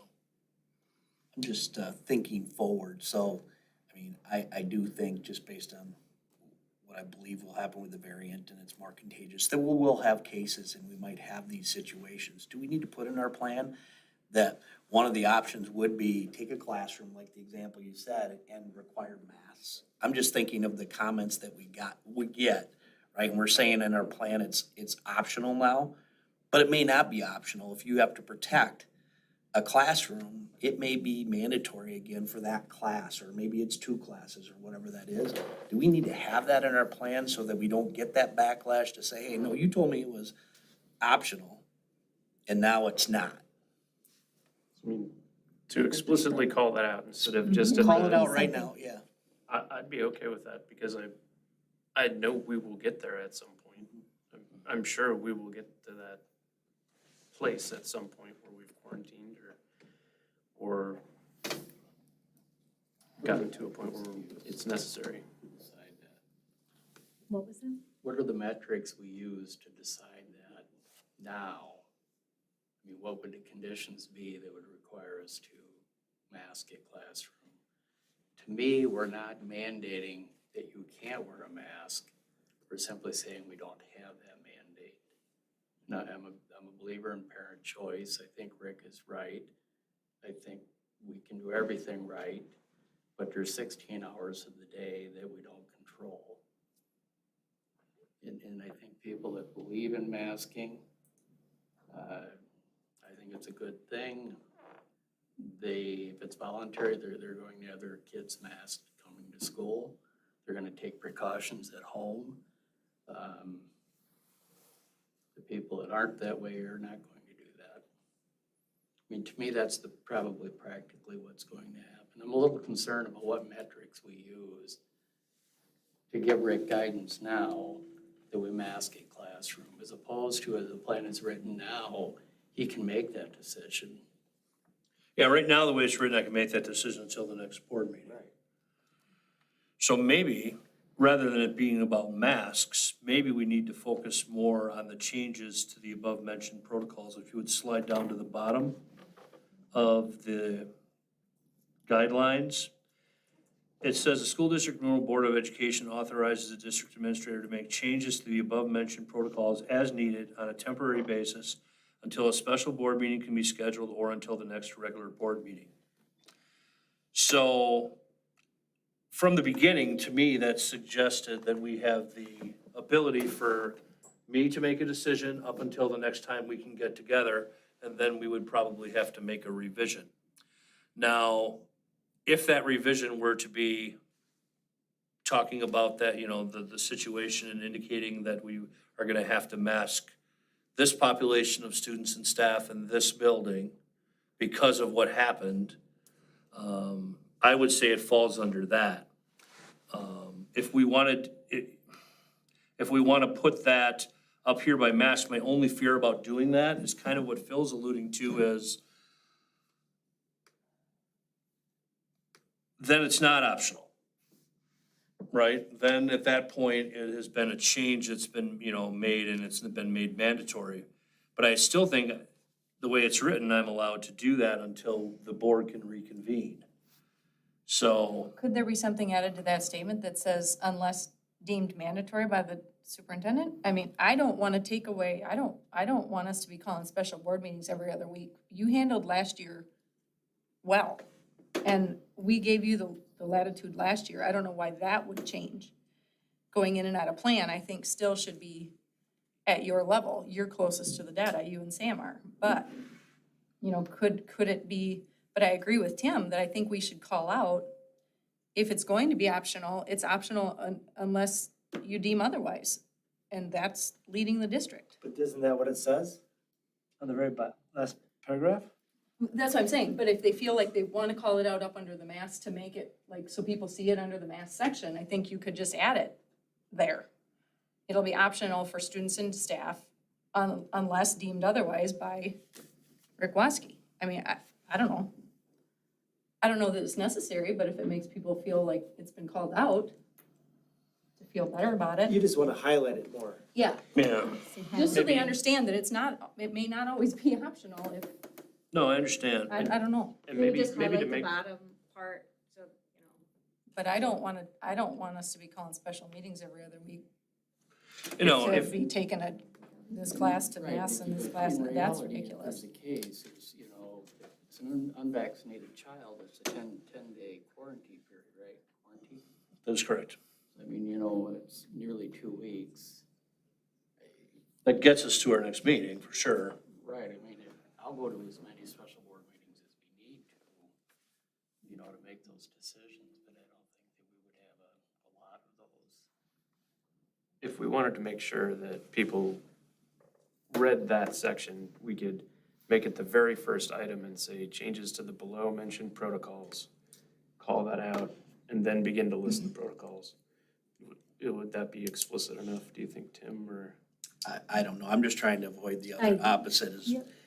all of a sudden, second grade has 5 positives, and you're gonna say, hey, we got 10 kids quarantined, the other, we're gonna put in a mask because we want them to be in school and make it mandatory, because we know there's something in that class. The people that we've heard from before are gonna come back and go, wait a minute, he told me it was optional. I'm just more for Rick than. No, I understand. I mean, we could do, I'm looking at the below mentioned concept of like, you can put it in red, put it on top of them. That adds emphasis.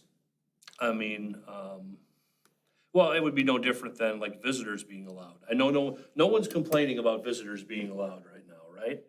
But if we have an outbreak, are we really gonna allow visitors? I'm not going to.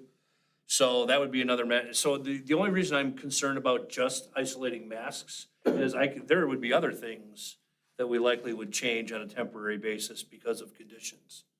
And we Yeah, would that's fair. how would we let people know if it's at the high school and we're not allowing visitors? We would send an email to all the high school parents saying, due to the increased COVID-19 activity in the high school, here are the changes that we're employing until we, can update our operations plan. So, I mean, certainly, I would prefer bringing emphasis to the changes and the ability and how we're gonna make changes, rather than specifically focusing on masks or quarantines or visitors, because I think what that's going to do, I mean, like, right now, we're all focusing on masks because that's the one piece that carried over from the previous year that we remember the most conflict about. But it's possible that we're gonna have conflicts about other things too, that, that maybe aren't as tangible at this point. Who knows, you could put us back in Plan C.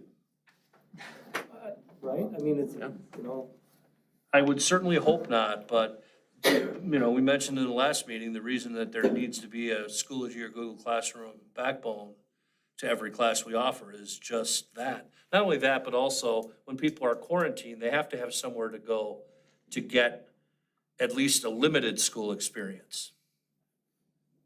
One thing that we learned last year is we don't know everything and we gotta be flexible. And so I think this last paragraph should be, like Rich suggested, push to the first paragraph, highlighted that you have the authority to make changes to this program, but right now, here are the protocols that we're using. Something like that. It highlights it then, but what we're delegating to the superintendent is more than just masks. It's everything until the next board meeting. So we trust him to keep our students safe, and I think that we have to delegate that authority to him to make sure that he keeps our students safe. Well, instead of making it a bullet, because it's actually one bullet, which is a statement, could we just put a paragraph?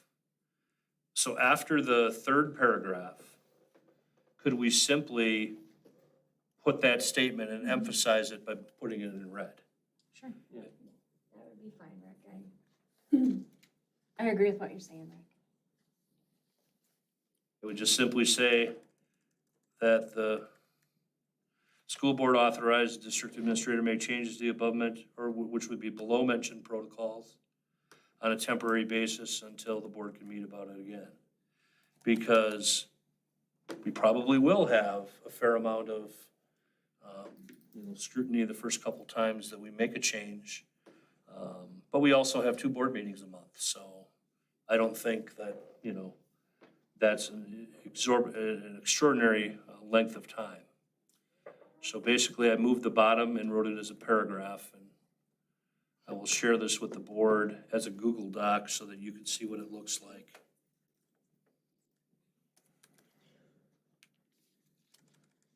And like Dan had mentioned, one thing we learned last year for sure was that we can make decisions based on the data in front of us at the time. And then it's subject to change even 24 hours later. So, Okay, so that's fair. Can I ask a question just right with that thought? So Rick, all of a sudden cases start climbing off the charts. this can be amended even before school starts. Absolutely. So just because we approve or not approve something tonight doesn't mean it's concrete. No, certainly if it would be, It's for planning, but so we have a board meeting the 9th, we have a board meeting the 23rd of August. So I would say if anything happens after the 23rd of August, yes. Yeah. I mean, I think if something happened before the 23rd of August, I mean, we would probably discuss it in a board meeting and try to change this. So, sorry. to interrupt. but right now, we have Jumpstart next week and we have to be able to tell people I know. what they're doing next week. So, What's the density of the children for Jumpstart? Just wondering what kind of information we're gonna get for that August 23rd meeting after Jumpstart. We've got about 150 kids total in the buildings. How many So And they're in classrooms? all different they're in buildings. 3 buildings. we've got every building being used in some way, but its biggest groups are in a classroom, like 15 to 16 kids. So we would have a classroom full of kids in 2 different buildings. A little bit smaller than an average size. I'm gonna get a feel for how compliant they are with masking and things out of that as well.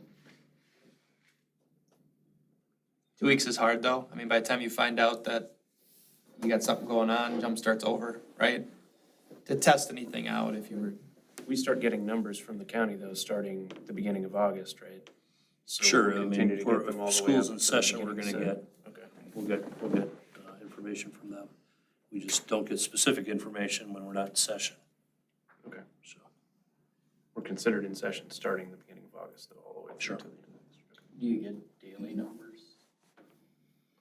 the daily numbers come from the Greene County Public Health website as far as the county, but we get communications when somebody tests positive, when a student or staff member tests positive. They've been great with that.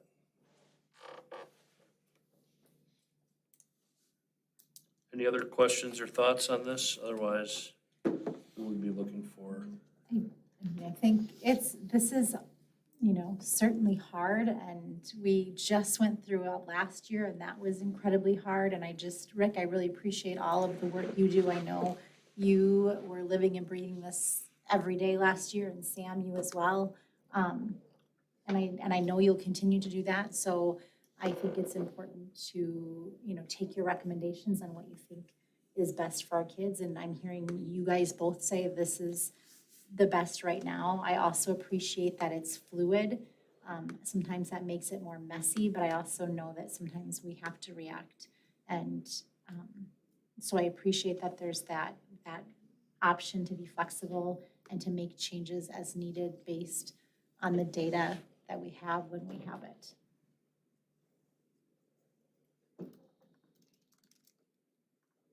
I think by moving the paragraph up to the amended form that Rick just sent to us, I think highlighting it or making it red really makes it stand out.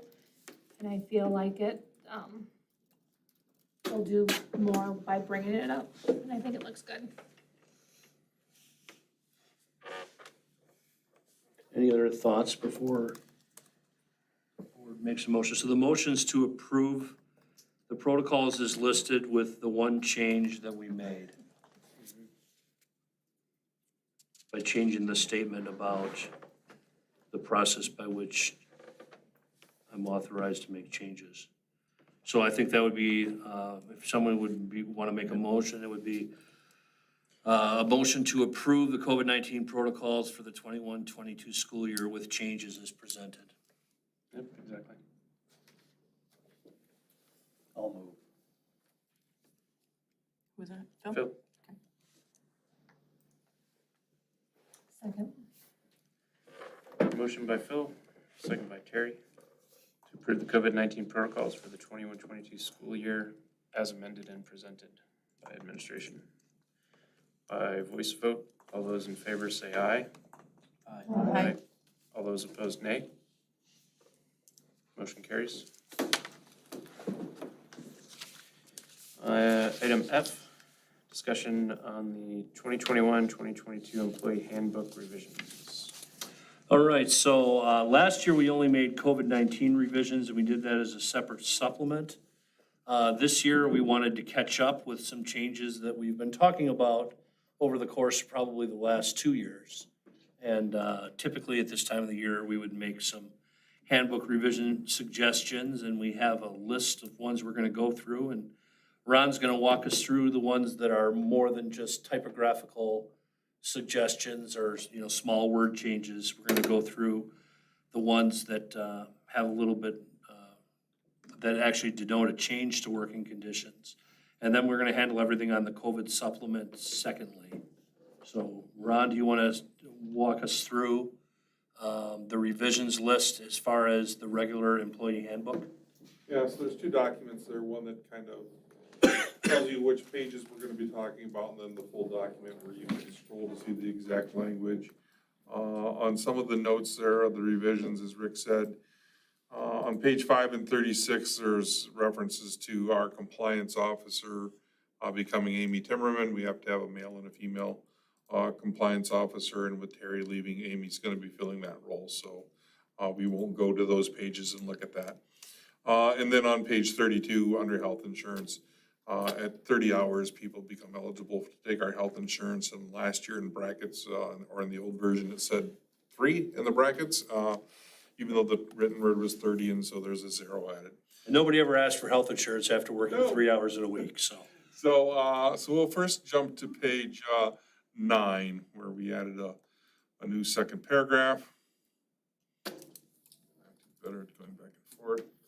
And so on this one, basically what we're doing is we're saying that now that we may have virtual snow days, right? We may have regular snow days, we may have virtual snow days. And that we have the latitude from DPI now that if we do declare a virtual snow day, that we then can count that as a regular day and regular hours of instruction. And so what this is saying is the old language talked about who had to come in when and whether they were paid or got a free day to use their leave for. This is now clarifying or making the statement that paraprofessionals, aides, may be required to work with students virtually should a virtual snow day be announced. And so we're just covering the basis of that because that's something new that we haven't had in the past. And so they can work from home if they have the appropriate tech resources necessary. Alternatively, they can report into the school and work from the school. The next one would be new on page 14. Won't read it all, but basically we have some issues with oftentimes either an individual or sometimes our administrators want to get someone paid very quickly because they're new to the district and they've done some work. I'll try not to talk so loud. Gotta practice that. And so basically what this is saying, if you're new to the district, you have to have all your paperwork in order for us to pay you. Because, we sometimes struggle where people want paid and then whether or not they're eligible for retirement or whether or not they are eligible for life insurance or what their I-9s and W-4s are. We need to make sure we have that paperwork in place before we can move forward and process a payroll.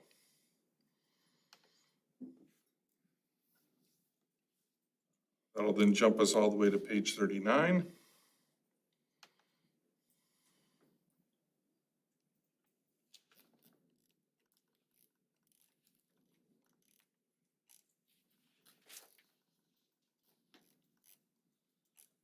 Roller apparently. All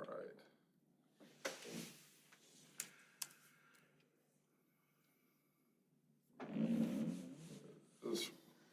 So we used to have language that said, because this language was old, it dated back to probably myself in the district or even previous to that, that no one could access personal devices or social media unless it was for, educational or business related purposes. It had to be classroom related. The reality is people carry devices all the time now. We know that people are on there. If we find that they use it too much, we obviously can address that. But we know that, the world's changed, and to say that nobody's ever going to open up a social media while they're at the district probably isn't realistic. And it's also not what we have in our policy anymore. We had removed that from policy.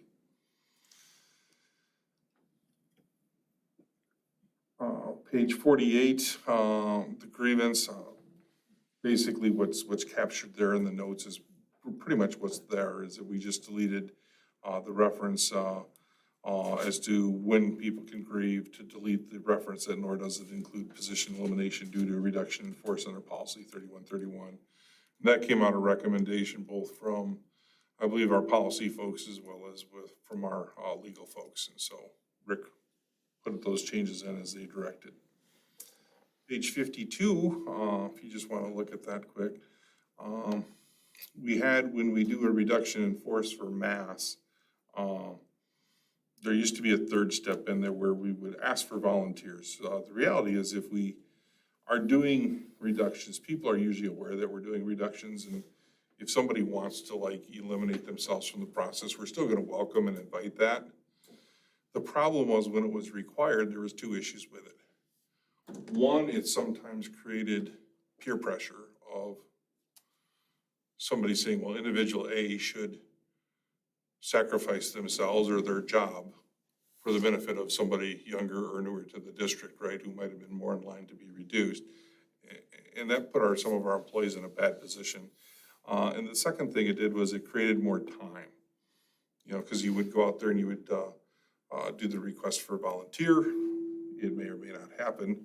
And then if it did get a volunteer, then that might, you know, do a second round of, okay, now it's a different position that we're looking at. So this just eliminates that request for volunteers, but certainly we're, you know, if we're in the process of doing reductions ever, and somebody says, hey, you know, I'm willing to reduce my position if it means somebody else can keep their job, we'll always accept that and consider that. Emergency business leave on page 60. References the,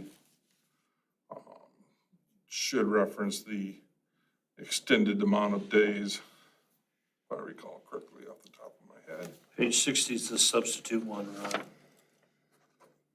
Oh, okay, I apologize. Yep, so we're gonna get to the other one coming up. So this one just says, we used to have language that says if someone's out on emergency leave, extended emergency leave, that they must reimburse the district for the total cost of a substitute. In my 15 years here, I can't recall that ever being imposed or done. And so I think that was old language that just never got cleaned up in the process. And we're gonna get it out of there since we're not doing it or never have. Page 62, so we don't have to scroll too far. This is just some clarification. We're getting more and more people now who may retire during the year. It used to be we had everyone kind of retired at the year end. And so this is in the support staff section. And so with support staff, there's a couple of tables on the previous page. The top one is for people in their first year here, and the bottom table is for people in their last year here. That says how many weeks you work and how many vacation days you earn for that given year. The other thing that comes into play is anybody with longevity may have earned an additional 1 to 10 days. And so what this simply is saying is we'll follow whatever the weeks are on the previous chart as to how many that year's allocation you're getting from the district, but whatever longevity days you've earned, you're also gonna get. So if you are a person who's at the top of the vacation scale because you've been with the district so long, and you choose to leave mid-year, that would mean you work 26 weeks. You would get 4 days for that year, plus the additional 10 that you were owed due to your longevity, so you'd get 14 days.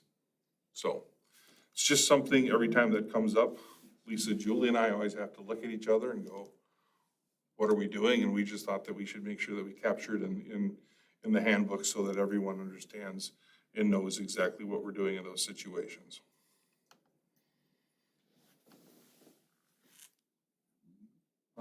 Page 73.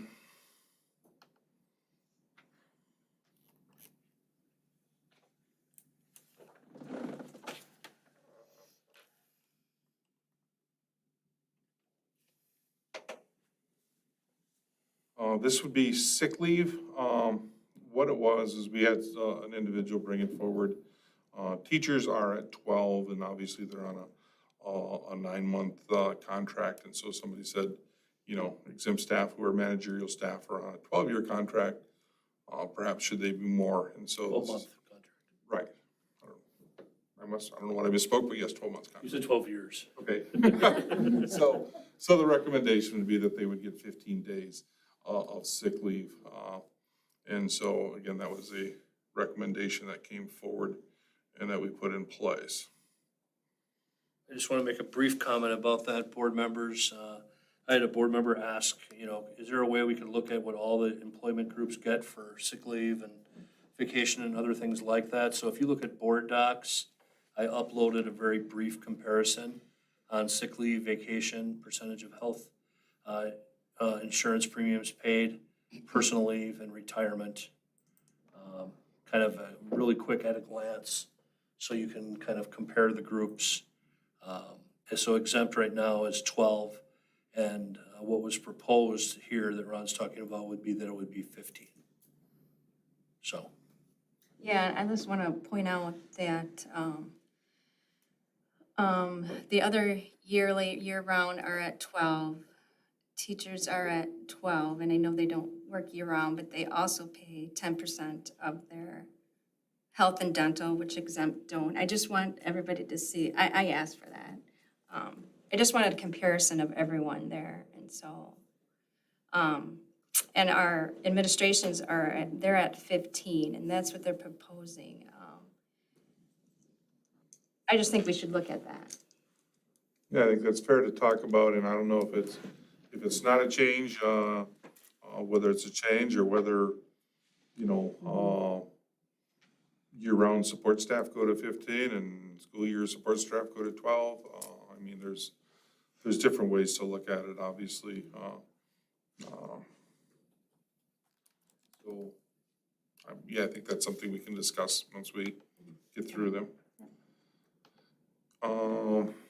Page 91. This kind of references the workday.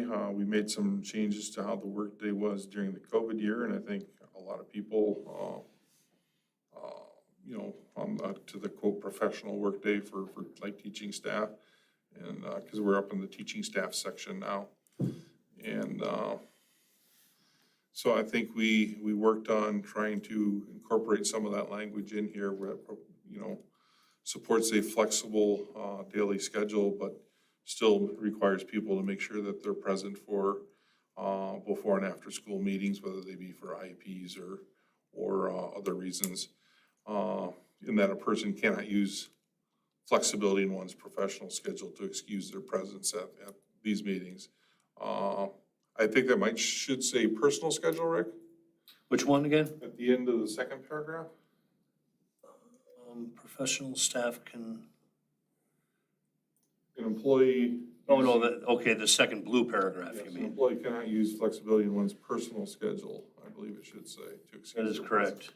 So, you know, if you say, I've got to pick up my child from daycare every day at 3:30 because you've now been granted flexibility and there's a meeting, that doesn't cut it. Your professional meeting is the priority. So don't set up your personal life in such a way that might create some of those conflicts.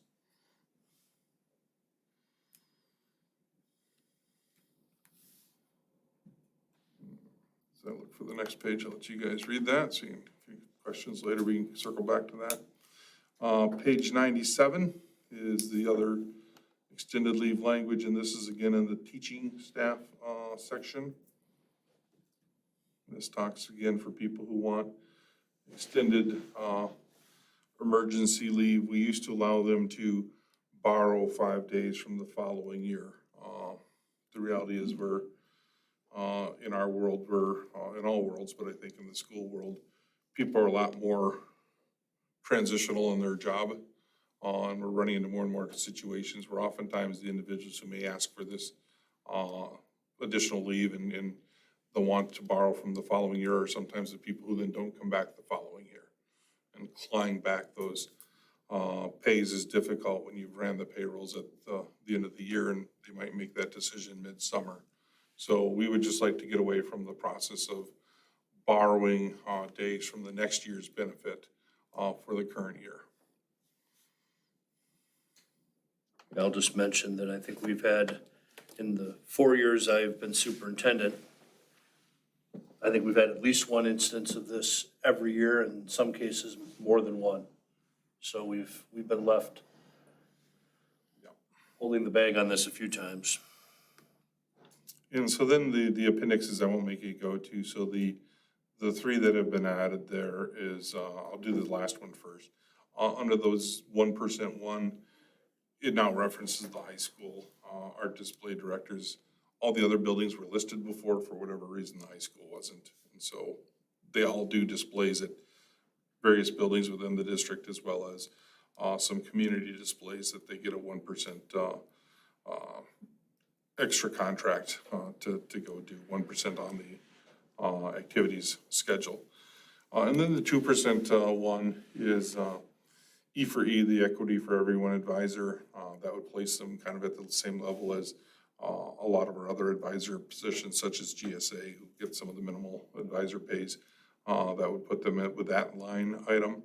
And then the high school course director. This is for directing the actual both, I think, jazz and regular chorus productions. There used to be more, and then we kind of pulled them all back in. In the process, I think the band kept some, but the chorus ones all disappeared. So this kind of references that work that they do for those items. And that's not so much for the curricular concerts as much as it is for preparing people for the national anthem and special event performances that aren't part of the concerts are part of the curriculum in, high school choir. So this is more about preparing people for some of these special events. And that's why it's a relatively small stipend. We also do some community ones too, periodically. So those were the changes. We went through them quickly, and now would be the time if you wanted to ask some questions or have some conversation. And then I know we're bringing them back, I believe, Rick, at the next meeting for actual approval so that we could present them to staff at the start of the year.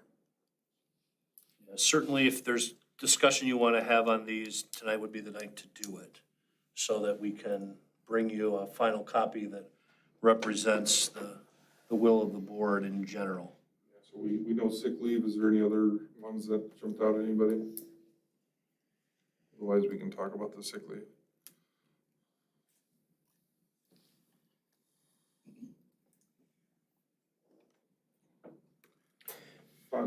Cheryl, were you thinking just not do the increase there? Were you thinking doing increases more across the board, or? Well, I was just looking, okay, so if we did that, is like the other year-round staff gonna want that? Or should they be where administration is?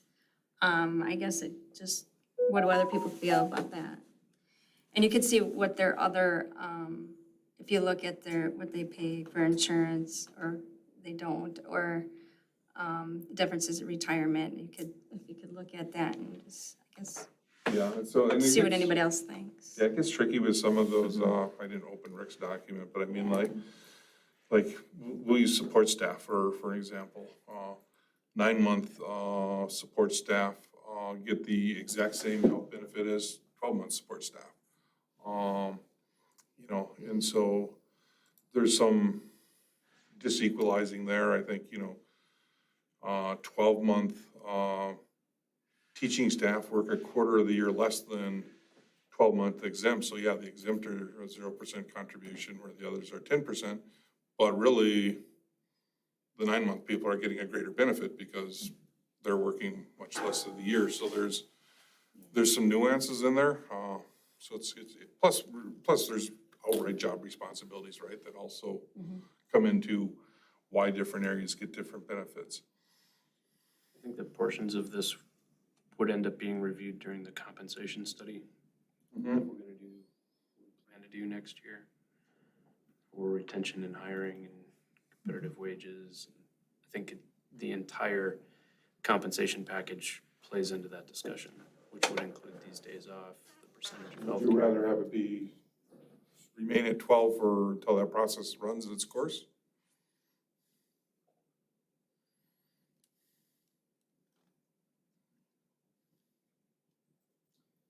how did we arrive at 12? That's been, 12 predates me in this district, so, for some of the groups, it's, was negotiated back in the days of negotiations. For some, I think all the groups, we at some point negotiated one level or other, maybe the exempt less than other ones. I think they kind of got, part of their benefit package looked like professional staff and part of their benefit packages looked like support staff because they get vacation, but so there's different pieces to it. But the rest are all, at one point in time or another, were negotiated. Initially is where the base numbers came from. Okay, so if the base numbers are what they have been, I guess my comment would be, if Cheryl, do we want to take this opportunity to make the change, or do we want to, if we're going to make a change, be informed by that compensation study when it comes along? Which will reference exempt and administration, it won't reference professional and support staff. Okay. All right. That's gonna be a much larger study. Okay. So But it'll encompass the group that we're looking to change now. it would encompass exempt, that would be correct. So I think there would be some potential wisdom to just leaving it as is. Until And that then- study is done. And when are we doing that? I would anticipate that we would go out to RFP this fall and have somebody start it, in the winter and hopefully have results to us either right before or after the holidays, the winter holidays, so that we can utilize it for the upcoming year, for the 22-23 school year.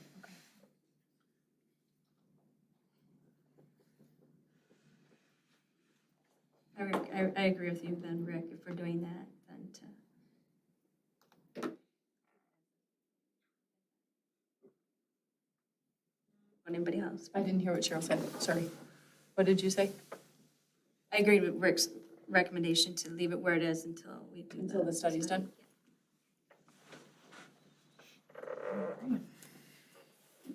Any other items there? If not, we'll make that change and bring them back. Right, thank you. I do like the teacher, the flexibility, like if they need to leave at a certain point or whatever, and then, they can make it up the next day or whatever. So it's not set in stone, their hours. or Yeah, whatever. I mean, it's one of those things, well, obviously, as with anything, we'll have to keep our eye on, and if we feel that people are abusing it, either we address that with individuals, or we may have to revisit that language again in the future, so.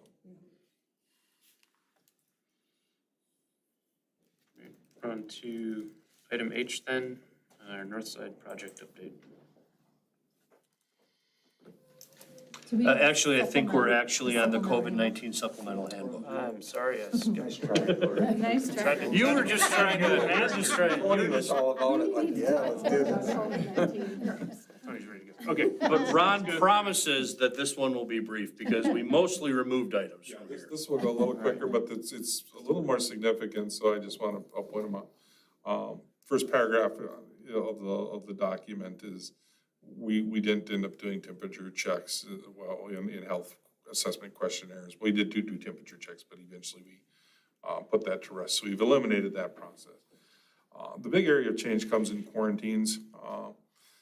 I apologize in my red line of I didn't redline it quite properly, but it used to say staff that test positive, I think, or staff that are determined to be a close contact. Now it will say, or unvaccinated staff that are determined to be a close contact will be required to quarantine, and it'll now say 10 days instead of 14 days. So the change is vaccinated staff won't be required to quarantine if they're close contact, only unvaccinated, much like we're treating students, and it's a 10-day versus a 14-day quarantine. The other thing that changes then is the next paragraph with, last year we did work-related quarantines, where if you, your exposure came while you were at work, you didn't have to use any leave. Obviously now that vaccinated staff aren't required to quarantine, we removed that provision. So if somebody chooses not to be vaccinated and they have a workplace exposure, they have to use their time off to cover that quarantine period. So that is a a change, but I mean, we understand the reasons behind that. If a staff member is vaccinated, and we do see this, we see that at the Olympics, they test positive, they still would have to use their own bank. Yes, unfortunately, you can't cut that both ways, and so we hope that that's a very small likelihood and very small number that could apply to. Yeah, that's, Possibility. otherwise we couldn't say that, they don't ever have to use their leave, and other people who have workplace exposure do. So that's the line we had to draw. Travel quarantines, we've eliminated, for now, it's not completely opened up in our world, but we've eliminated the language on travel quarantines, but much of that's being driven right now at the federal level, so we'll have to see if we have to make a change on that going forward. We always could bring that back. All the FFCRA language is going away, so that eliminates a whole bunch of paragraphs. Work from home, we talked about this one, the FFCRA, FECRA language part of it did go away. But because of the sub shortage and just quite frankly, the need for better, instructional for our students, we have said if somebody is quarantined and they have the ability to work from home, we'll still allow that, prorated leave of 70% off with pay and 30% of paid time off. Usually that means sick leave while they're working from home. I do, at the bottom, we do say that some positions don't allow for that.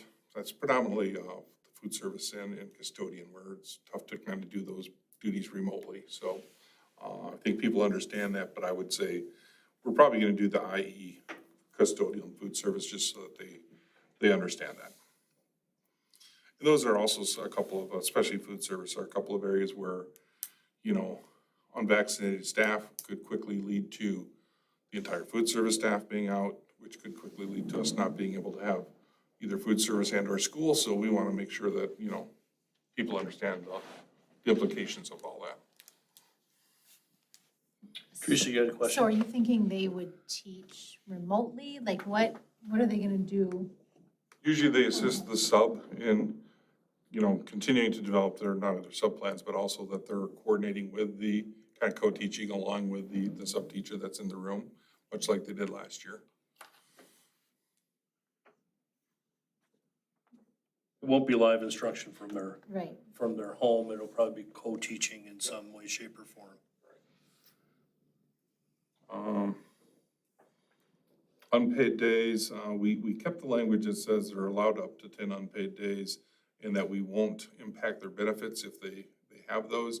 We did eliminate the language that said they could borrow from the following year. And so that kind of follows the other language that we had changed in the regular handbook.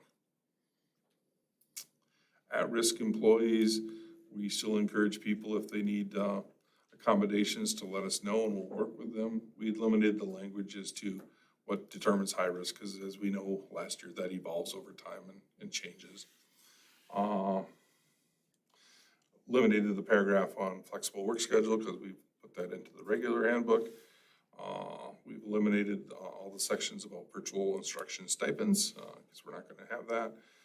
We did keep the language though that if for coaching staff where if their season ends up getting canceled, that they would still get 50% of the pay for all the prep work they did getting ready for the season, much like we did last year.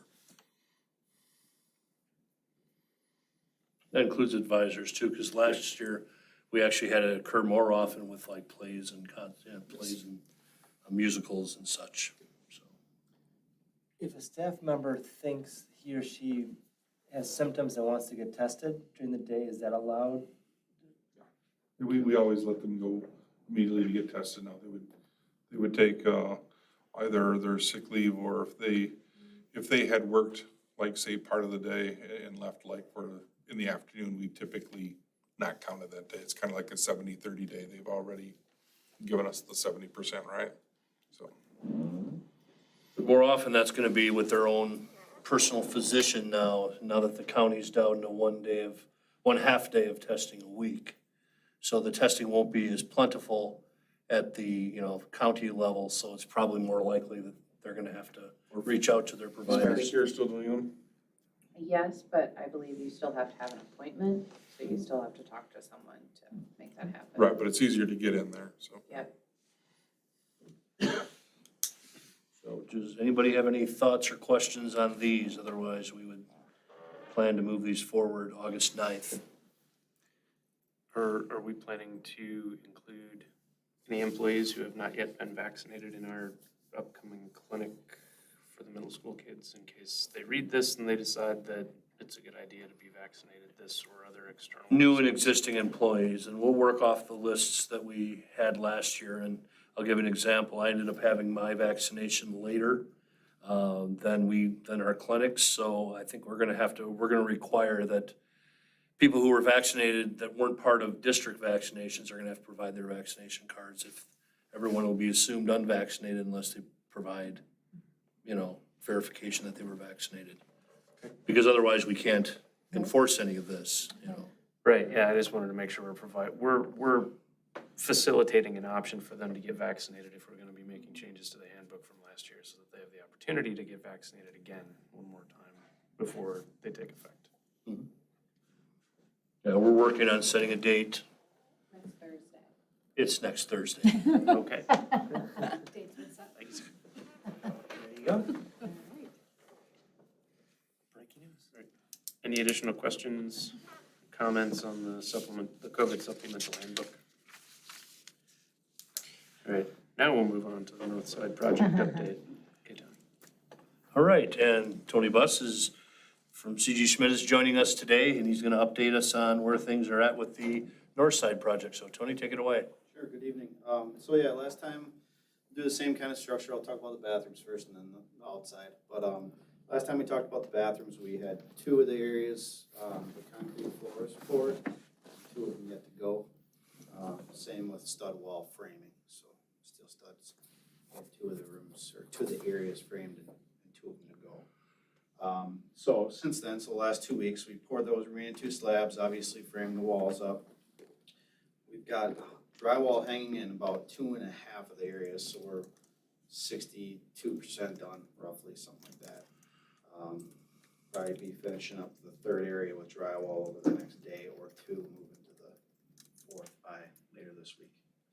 All the in-wall rough-ins should be pretty much finished by middle of this week. When I say in-wall rough-ins, obviously that's electrical piping and plumbing piping in the wall. Mudding and taping all the drywall walls is in progress right now for 2 of the 4 areas. And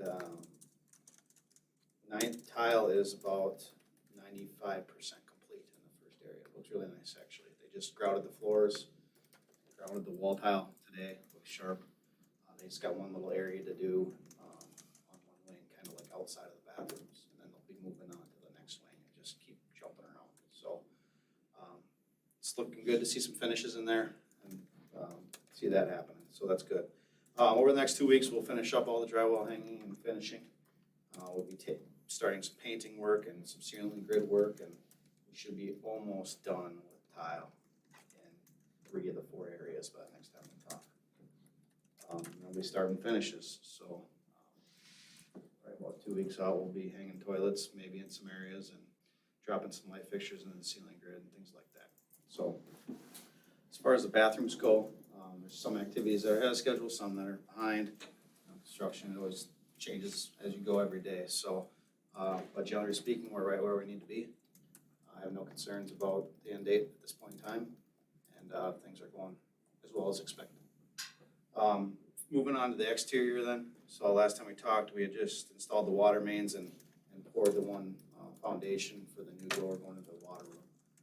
Since then, a lot's happened outside. I'm sure some of you have seen some photos, but all the concrete sidewalks on the west side of the building, both the northwest quadrant and the southwest quadrant, are completely removed. The drain tile has been dug in and installed in the southwest quadrant. We're about 50% complete on the northwest quadrant, which also includes the storm sewer line that catches the new gutters on that northwest quadrant, kind of by the playground. So all that's dug and sent out, and daylight's the term, all that's dug and sent out to the north. And then just daylights out into that grass area off to the north, just like the gym roof does. So like I said, we're about 50% complete with that run. That'll finish up by the end of this week. We have poured some sidewalks, so the majority of the sidewalks in the southwest quadrant are completed. Tomorrow we'll be pouring the last miscellaneous pieces where the exterior doors to the classrooms kind of exit out onto that sidewalk. Those will be poured tomorrow, and then all the concrete will be done in the southwest quadrant, I guess, tomorrow. And then we'll just be moving to the northwest quadrant and chasing some of that drain tile work. So within a couple weeks, we should be done with the drain tile work, done with some of the, pretty much done with the sidewalk work, and maybe looking at getting some landscaping put in. So I guess that's really it.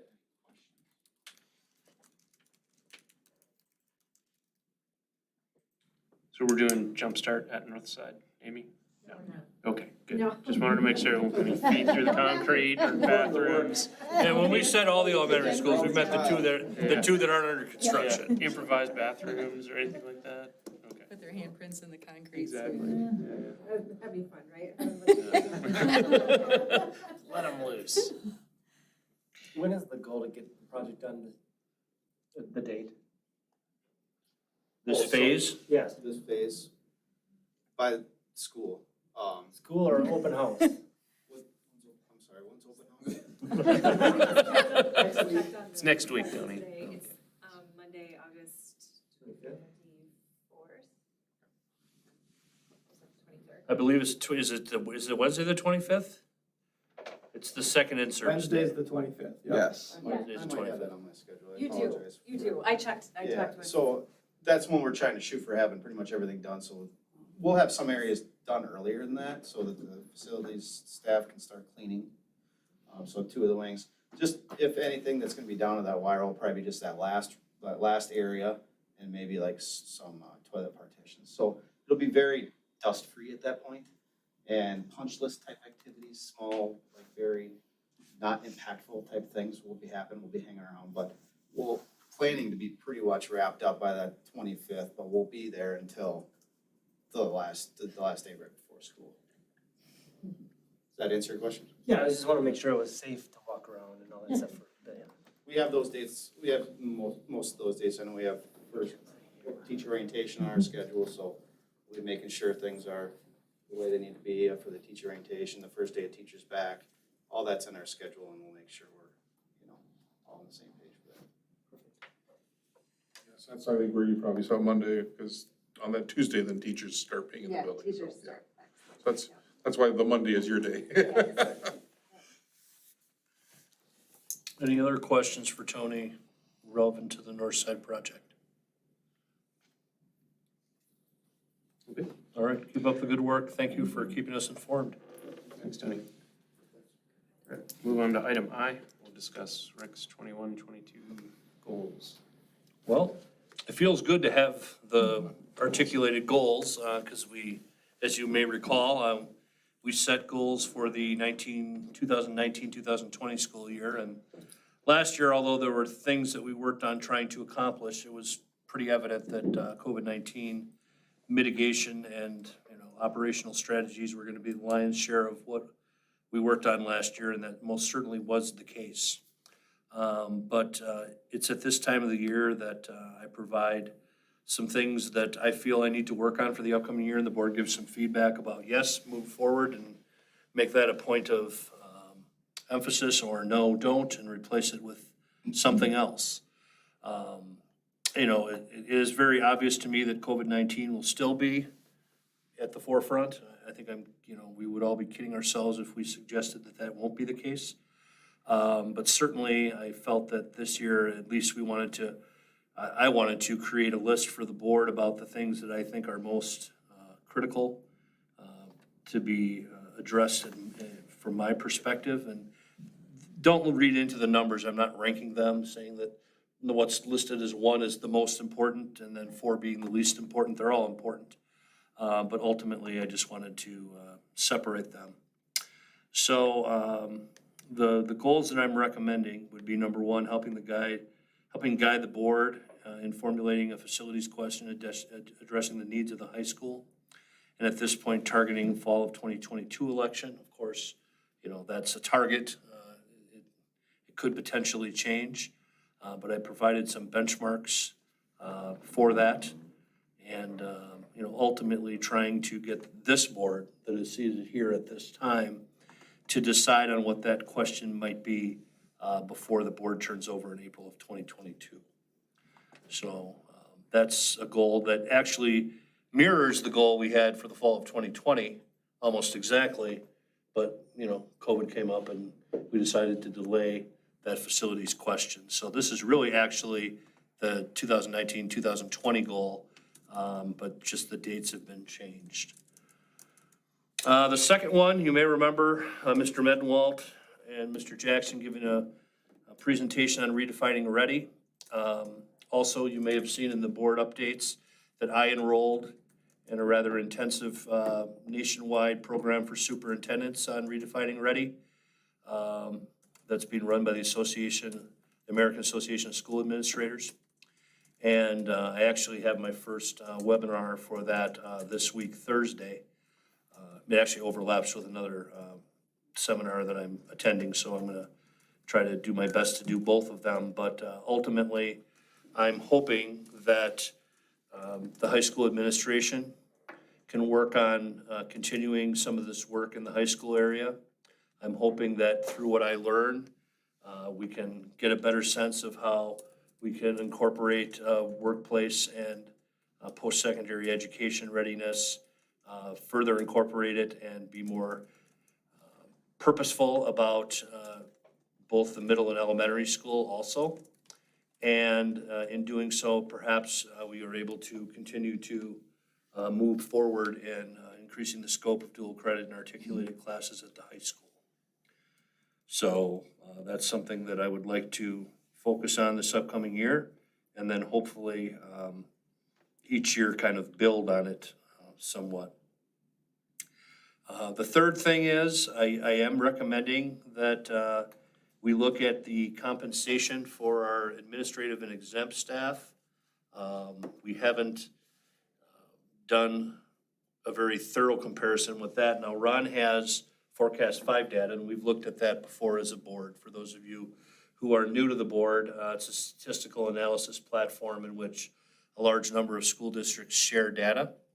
So we have a lot of data, and we know some areas where these groups might be high and low in some areas, but we really do think that it would be a good recalibration every 5 years or so to have an external firm provide a compensation study. And we figured we'd start with administrative and exempt primarily because it's a smaller group with fewer parameters. I think if we want to do something similar with our larger groups with more parameters, that's something we certainly can look at down the road. But I think to try to look at all groups and all parameters in one study is going to be a massive amount of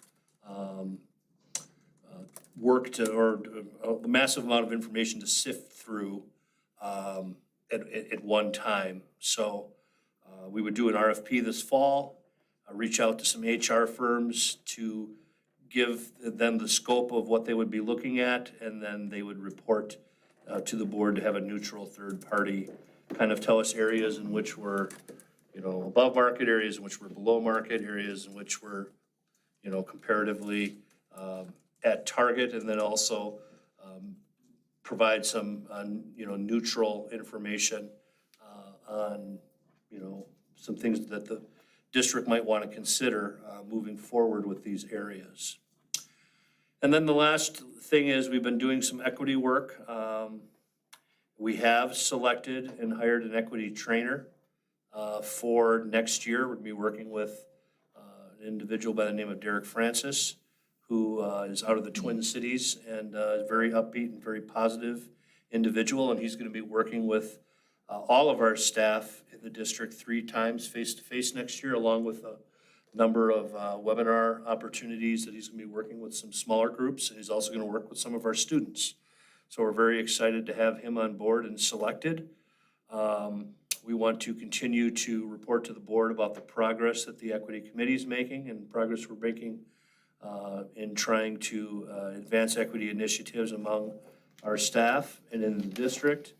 And I'd also like to, sometime this fall, get the board to adopt a goal in our district goals related to equity.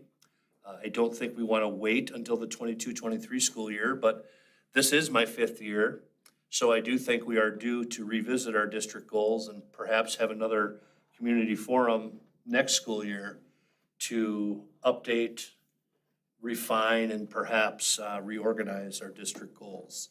So some of this work would transition into doing some of that. So those are my recommendations, and I guess I'm wide open to feedback from board members on whether you think these are worthwhile directions to go to or whether you think we should try to focus on something else.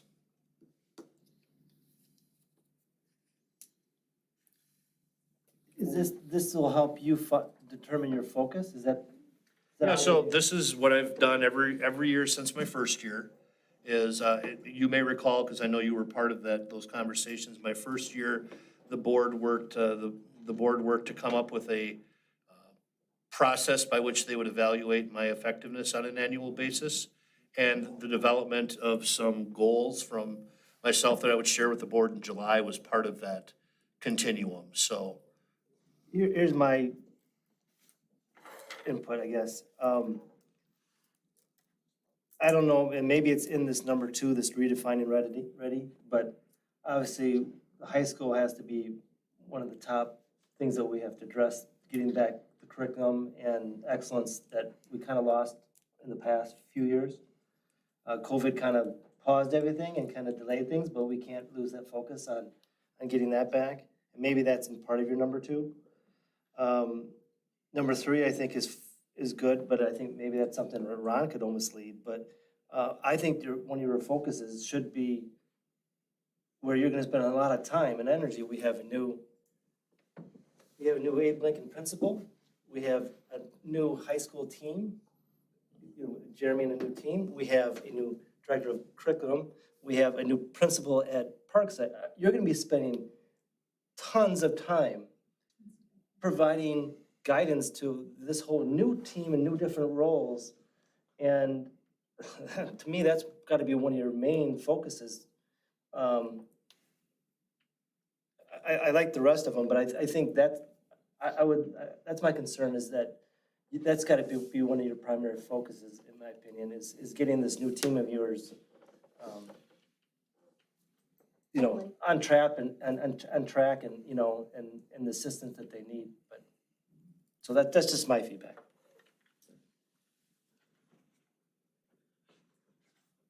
Yeah, I mean, in general, that's something that's done every year, right? Trying to, work on goals setting and strengths and, improvement and, school improvement plans at each level with each administrator would be part of what I would say is always the duty of the district administrator. This year is extraordinary because of the new.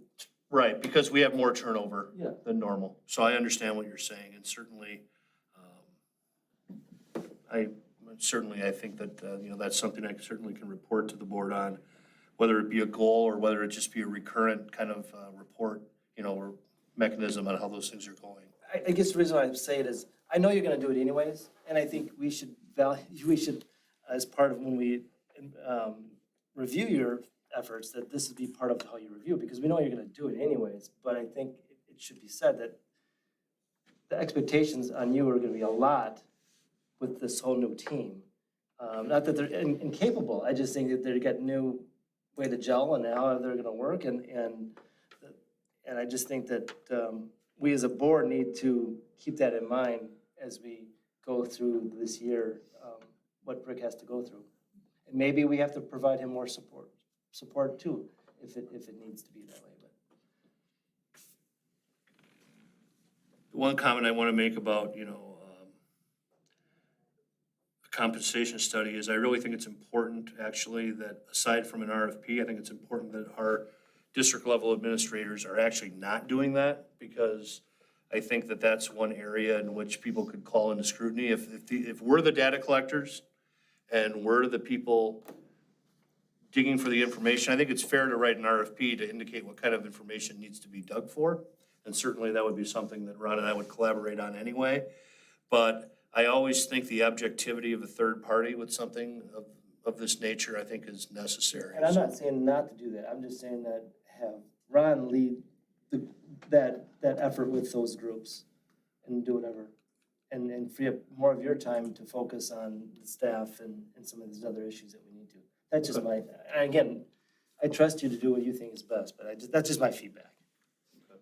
It's just similar question, because I know we talked about last year at the evaluation was you spent so much time on COVID, you did such a good job with COVID that we had these efforts and you were leading those. And I know it's not a goal this year, right? But there could be the potential you're doing the same amount of level work there.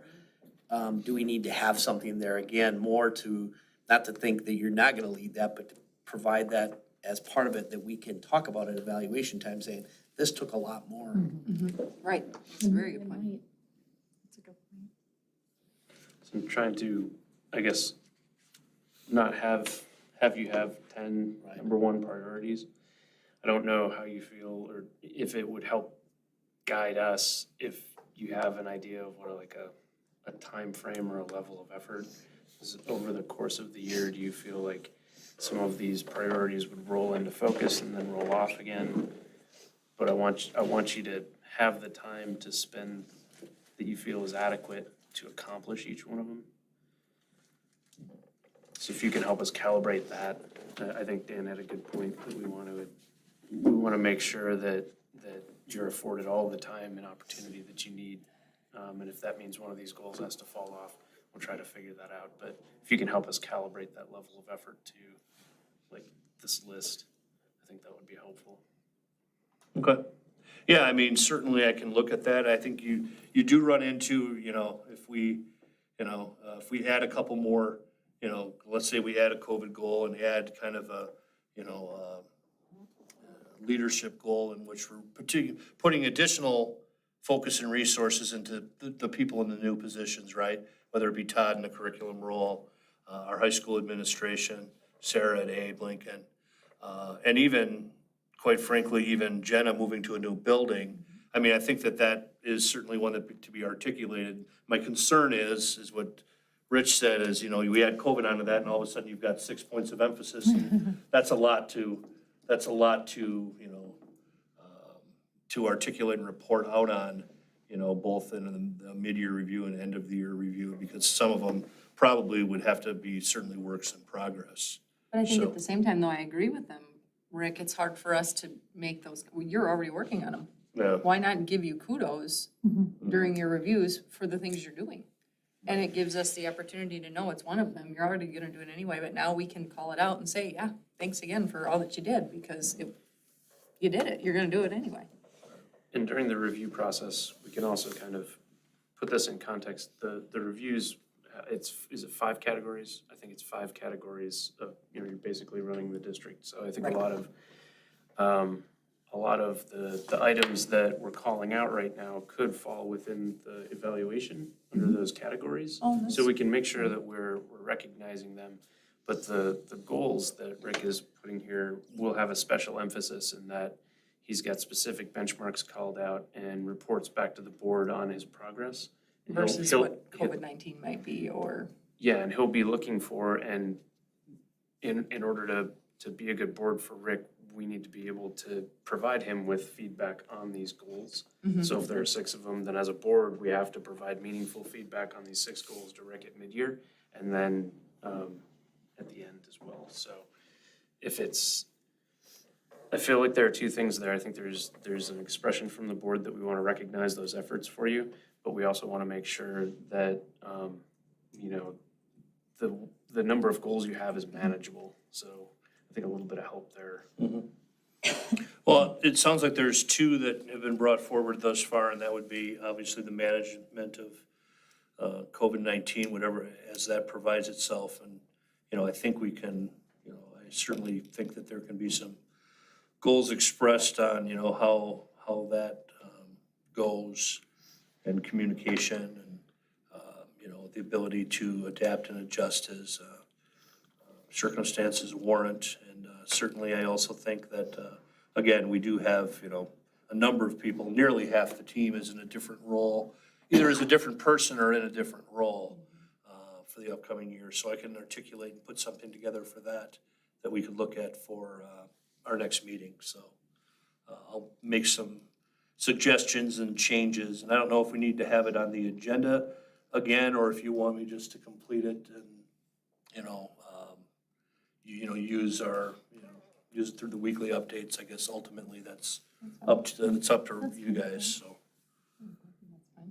Okay. Anything else that people want to emphasize? I like these four though. I mean, I like what you've done. I like the benchmarks you've created here, and I think these are all equally important. You're right, there's no order to them. Yeah, I think number two, I think we also, it would be nice to have an academic performance benchmark, particularly at the high school where we're having the most trouble. The thing I was worried about is we've been kind of data poor during COVID in that area, and I'm just afraid that I'm not sure what kind of data we're still gonna have even at the end of the upcoming year, but I'll see what I can do to frame that and maybe work something in there and revise that. So thank you for that feedback. Okay. All right, we'll move on to informational items. We've got boardsmanship administration. First. Yeah, so we're almost in August already, right? So Jumpstart starts next week in the two schools that two elementary schools that we have buildings that are accessible for students. And so I just wanted to point that out, and also just to point out that we are gonna have our first in-person administrative retreat. It's gonna be in district. That'll be next week. We didn't have one last year because we weren't meeting in person, but we will be retreating to the Bauer Center here 2 days next week to work on our goal setting as a team. So we're gonna be working through that process next week. And typically in the past, we've done it offsite in July, but it's been, the summer of 19 was the last time we did this, so it's been a while. COVID affected a lot of things, so this is something we're very excited about, especially with some new members to the team. So that's all I have at this time. Okay. I do not have any boardsmanship updates. Board of Education correspondence. I do have one email that came in today in support of masking that I'll forward on to the full board so that you guys can see that. Committee reports. Go down the line. Dylan, anything from you? Nothing. Dan? Nope. Terry? Nothing. Nikki? Nope. Teresa? No, I assume Todd and I will talk about curriculum in August, so we can set a schedule for beginning in September to meet. Tim? Nope. Phil? No. Cheryl? Okay. Any agenda items for future discussion? At some point, I think we'll try to get something on here about student government or discussion about a possible student representative on the board. Sure. That might be a good August thing in or August, September. yeah. Okay. Maybe start having a discussion in August so we can, if we're gonna go that route, maybe start recruiting somebody when school Yeah. starts. And I think, Phil, do you have somebody in mind that could maybe give us an idea of what it's like to play a role in student government? Yeah. I think my daughter could maybe perhaps make a presentation on how it's worked in other districts for student representation. She's pretty involved with associated school councils, so. Okay. Try to take you up on that. Great, liaison reports, Angie, nothing? I don't see anybody from the media here. So at 9:34, one final motion. So moved. Second. Motion by Teresa, second by Dan. By voice vote, all in favor say aye. Aye. All those opposed, nay. We are adjourned. Thank you very much, everybody.